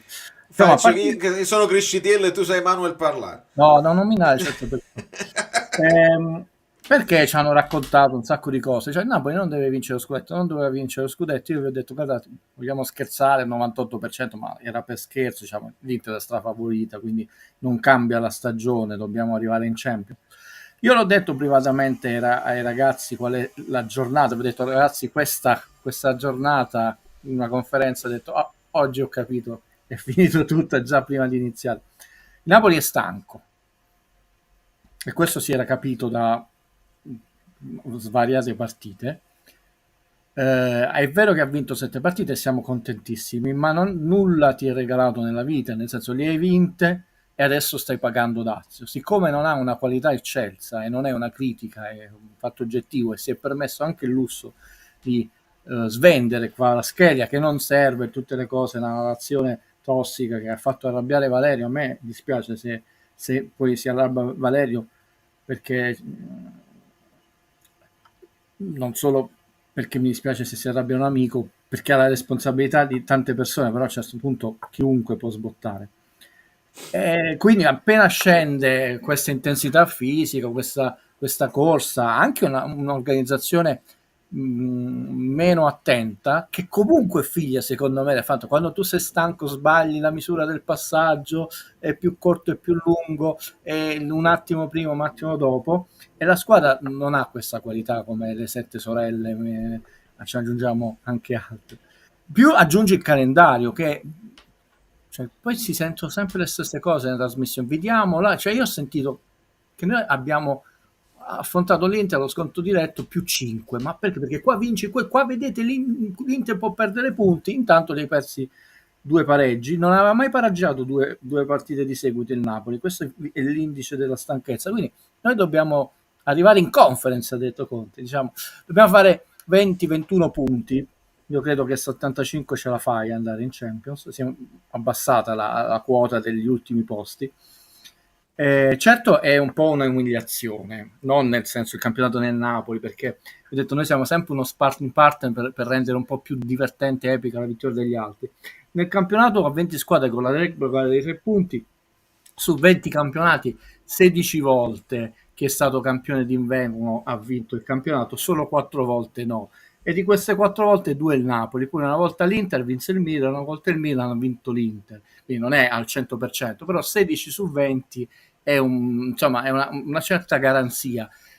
Se Napoli non dovesse, non vincerà lo scudetto, si è capito per 1000 ragioni, io ve l'ho detto, non è la partita in sé, sono tutta una serie di analisi della partita della Roma che ti fanno capire che non c'hai quel surplus per andartelo a prendere, non è il disfattismo, lo sai che non le puoi vincere tutte, però sai, sarebbe su 4 volte che il Napoli De Laurentiis sia andato campione d'inverno, 3 volte non aver vinto, un po' ti dispiace, no? Poi chiaramente quest'anno è un campionato d'inverno che è molto pericoloso perché secondo me ricorda non una ma 2 stagioni di incrocio del Napoli, e questo è un po' pericoloso perché ti fa capire che noi abbiamo una metodologia aziendale che è costante, non cambia mai, è sempre quella, perché e chiudo, e poi potete fare poche domande, ve le devo andare. Allora, apro e chiudo una parentesi, io non ce l'ho con Sarri, quando dico il maestro Sarri, ma sì, perché stasera dobbiamo essere tutti molto calmi, la gente che devo capire che io ho massimo rispetto professionale di una persona dove tu ti inchini solo da imparare, e neanche a livello umano, perché io non ero caduto nella trappola del personaggio, anzi avevo capito da subito, quindi non mi sento tradito o deluso da Io sì, io mi senti tradito e sì, delusissimo. sì, no, quindi chiusa questa parentesi, la gente deve capire che non è rivolta a lui una possibile ironia, ok? Noi dovevamo uscire dalle coppe, Valerio, te la faccio breve, in 7 partite, non è 7 kg in 7 giorni, 7 partite in 7 settimane tipo, a volte anche 8 giorni, il Napoli fece 12 punti. Fece 3 pareggi, 0-0 a Milano con l'Inter, 0-0 a Milano col Milan e uno tra i 2 Milano 1-1 con lo Sassuolo, pareggiò Cagliano all'80°. La gente non ricorda le partite. Io mi ricordo Peperena che non sapeva chi darla la palla perché Napoli proprio non ne aveva più con l'Inter. Dice, peccato, ma anche un rinvio per vedere che cosa succede. Vinse col Genova, ma fatica con il gol di Albiol, e vinse con la straordinaria Arena Trieste, ve la ricordate, che esulta al gol di Diavarà all'ultimo secondo dell'ultimo minuto di recupero, 12 punti su 21, la Juve ne farà 17 su 21 e 20 su 24, considerando anche la partita precedente, e nel mentre si fa la semifinale con l'Atalanta e il ritorno, e giusto 2 partite con Real Madrid, giusto, verrà eliminata 3-0, perde in casa, e 1-3 per il rigore famoso all'ultimo minuto, Noi lì abbiamo perso lo scudetto, ragazzi, e l'abbiamo perso perché Napoli era stanco, perché giocavano sempre le stesse persone e la gente non ricorda questo, che ho detto che fu abbastanza grave, non tanto il mercato d'inverno, che ve lo leggo così non laghiamo, no? Che vide una spesa di 4 milioni di euro, Bangurà svincolato, che fu preso solamente per lo slot ma non venne mai all'ombra del Vesuvio, Masciascia 0 secondi in campionato, Milic svincolato 0 secondi e Vinicius, non quello del Real Madrid, che finì a un'altra squadra e poi venduto al Benfica plus valore 17 milioni. 4 acquisti, 0 secondi in campionato, ma quell'anno il Napoli perse, ve li leggo, non li faccio vedere, non per le merendine o chi per sì, per non bloccare il programma. Perse Gulam, perse Gulam all'11ª giornata e non rientrò più, e perse Milik alla 7ª giornata.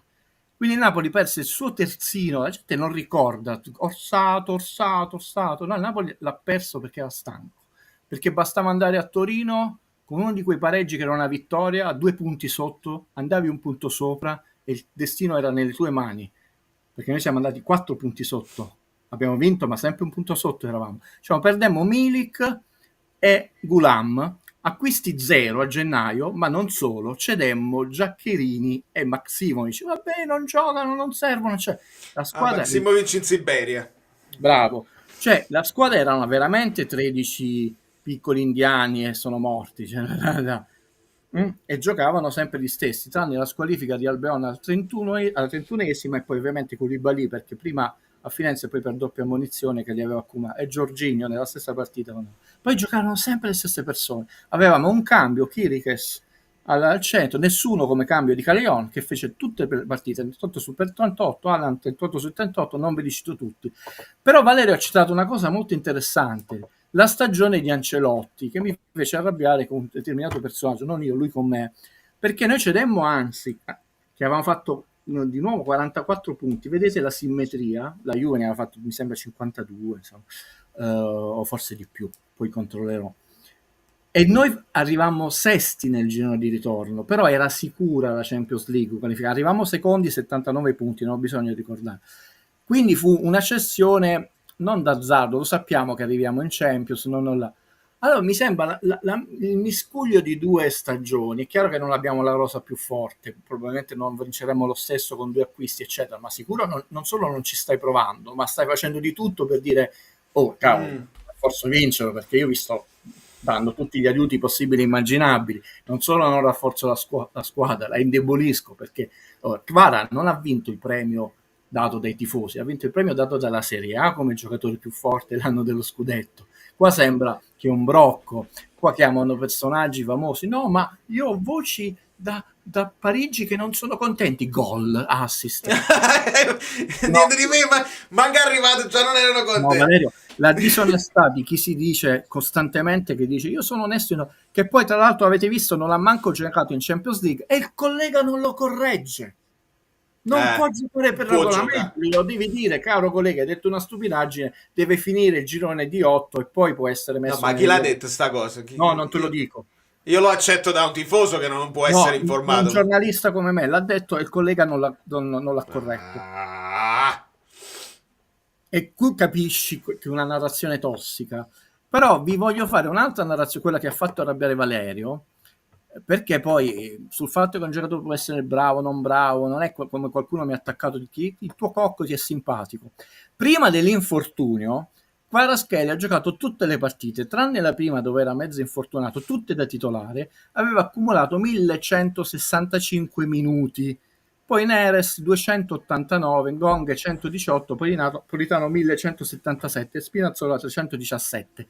Non mi sembra che gli aveva tolto il posto da titolare. 1165 a 298. Le ultime partite, la 12ª, 13ª, 14ª e 15ª, 95 minuti, 66, 81 e 98. Quindi era stato sostituito una volta, 66esimo. Dopo dell'infortunio, perché si è fatto male, ragazzi, non è... rischiava veramente di rompersi il ginocchio. Kvaratskhelia ha fatto una partita che l'ha saltata la 16ª, da subentrato 22, Neres 75, Politano 89, ma quella successiva i titolari erano Kvaratskhelia 75 e Neres 95. Quindi nelle prime 18, parte una per infortunio, Kvara ha giocato titolare. Ecco perché hanno fatto arrabbiare Valerio. E questi sono numeri. Poi non è bravo, brutto, semmeno tutte le parole che non può dire, però i minuti sono minuti. E sto cretino qua è talmente cretino, che voi non lo sapete, che cambiano a volte i numeri. Cioè, vi faccio sorridere, la volta scorsa, quando io aggiungevo, il Napoli aveva 134 calci d'angolo, ma se andavi sul sito della Serie A erano 135. Poi Guido ti puoi sbagliare, ma per carità, sono molto attento. In realtà i report, cammin facendo, a volte vengono corretti di un tiro, di una cosa. E io, che lo so, sono andato a vedermi tutti i report, era la quarta giornata, avevano corretto un numero. Ah beh, sei pazzo. No, io lo faccio per me. Sei pazzo. Sì, quindi sono molto attento con i numeri, non ve li do a cavolo. Guido, però rispondi solo Angela, perché me ne devo andare, però sì. Ci tengo ad Angela. Io penso che Meret non c'entri nulla perché il pallone era troppo angolato. Tu che ne pensi? Guarda, io non l'ho rivista bene. È una concausa di vari fattori che sono dati dal fatto che la squadra della Stamca ha preso varie imbucate, perché se tu hai un centrocampo che filtra meglio, tu non ne arrivi qui. Indecisione di due che non avevano mai giocato insieme, i titolari in una partita, Mazzocchi e Juan Gesso, perché poi dovete considerare, è un tiro un po' strano perché non è una paperona eccetera, perché secondo me nessuno di noi saprà se veramente voleva tirare o crossare, perché dove lui vedi, lo accusano che sta sempre troppo vicino alla linea di porta, non stava vedete perché non potete stare troppo lontani dalla linea di porta? La gente pensa che un giocarello è Subutio, ma se tu stessi molto avanti prenderesti tutti i gol a spiovente, e lì non è a spiovente. Quindi io credo che sia una concausa di tanti piccoli errori della difesa, di Meret, di un tiro stranissimo come effetto, quindi non è un gollonzo, non fortissimo, però un effetto molto strano. Non mi accamperei alla sfortuna, ma il fatto che la squadra è molto stanca e l'abbiamo vista anche proprio meno organizzata da un punto di vista, cioè degli spazi, delle coperture. Abbiamo preso troppe imbucate, ragazzi. Oggi ci è andata anche bene il pareggio. Grazie Guido, grazie per essere passato. Io lo so che non vuoi più essere invitato, ma ti invito lo stesso. No, ma vi saluto con questa cosa. Ci sono quelle famose regole non scritte delle coppie, ma che non deve essere una regola per tutti, no? Ma la mia splendida compagna e io non possiamo essere arrabbiati tutti e due o depressi nello stesso giorno, anche se casomai ci è successo a entrambi qualcosa di brutto, ci siamo dati questa regola e quindi non possiamo, io voglio allargarla, Valerio, io non possiamo essere arrabbiati e depressi tutti e due allo stesso modo, perciò tra l'altro gli ho scritto, ho insistito, perché altrimenti è come la vita mia sentimentale, altrimenti poi vi trasciniamo, quindi io oggi ho il ruolo di non essere minimamente arrabbiato e depresso, vi voglio bene. Non mangiate merendine scadute, un abbraccio a tutte le amiche, no, fanno male, amiche Bellini, amici Bellini, e i numeri un po' più di attenzione, anche delle liste UEFA. Ciao. Un abbraccio Guido, se mi sposto di qua funziona. Vi bacio, sì, c'è il Super Bowl e a me mi hanno detto vieni a suonare e cominci a suonare subito dopo il Super Bowl, ma non è che il Super Bowl dura 90 minuti, non si sa quanto durerà, di conseguenza io devo andare, rendermi pronto, preparare il tutto, mi guardo Lifetime Show eccetera eccetera, perché non so, polemiche anche lì.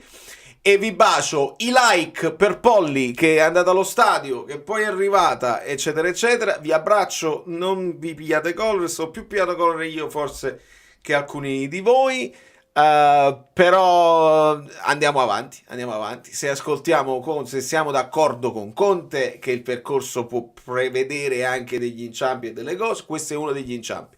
Io però stavolta mi sono sbilanciato e devo portarlo avanti. Con la Lazio non puoi fallire. Con la Lazio non puoi fallire perché altrimenti andiamo un pochino in difficoltà. Quindi io spero che il tutto sia un problema specialmente fisico. Magari hanno fatto questo richiamo, magari adesso entrano nelle rotazioni anche a livello di allenamento i nuovi in un certo modo e quindi diamo una svolta di nuovo, perché altrimenti il percorso è sempre percorso, ma ce lo godiamo un po' di meno. Da New York, Valerio Fluido è tutto, i like finale, la sigla. Molto bene, vedo un clima sereno, mi fa piacere. Allora, prego.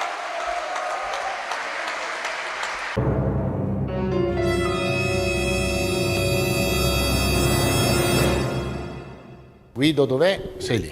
Prego Guido, comincia le danze. Dai. Allora, abbiamo finito, grazie e buona serata a tutti. Andiamo. No, vogliamo Esatto, proprio sigaro e whisky scotese, le volte, vabbè.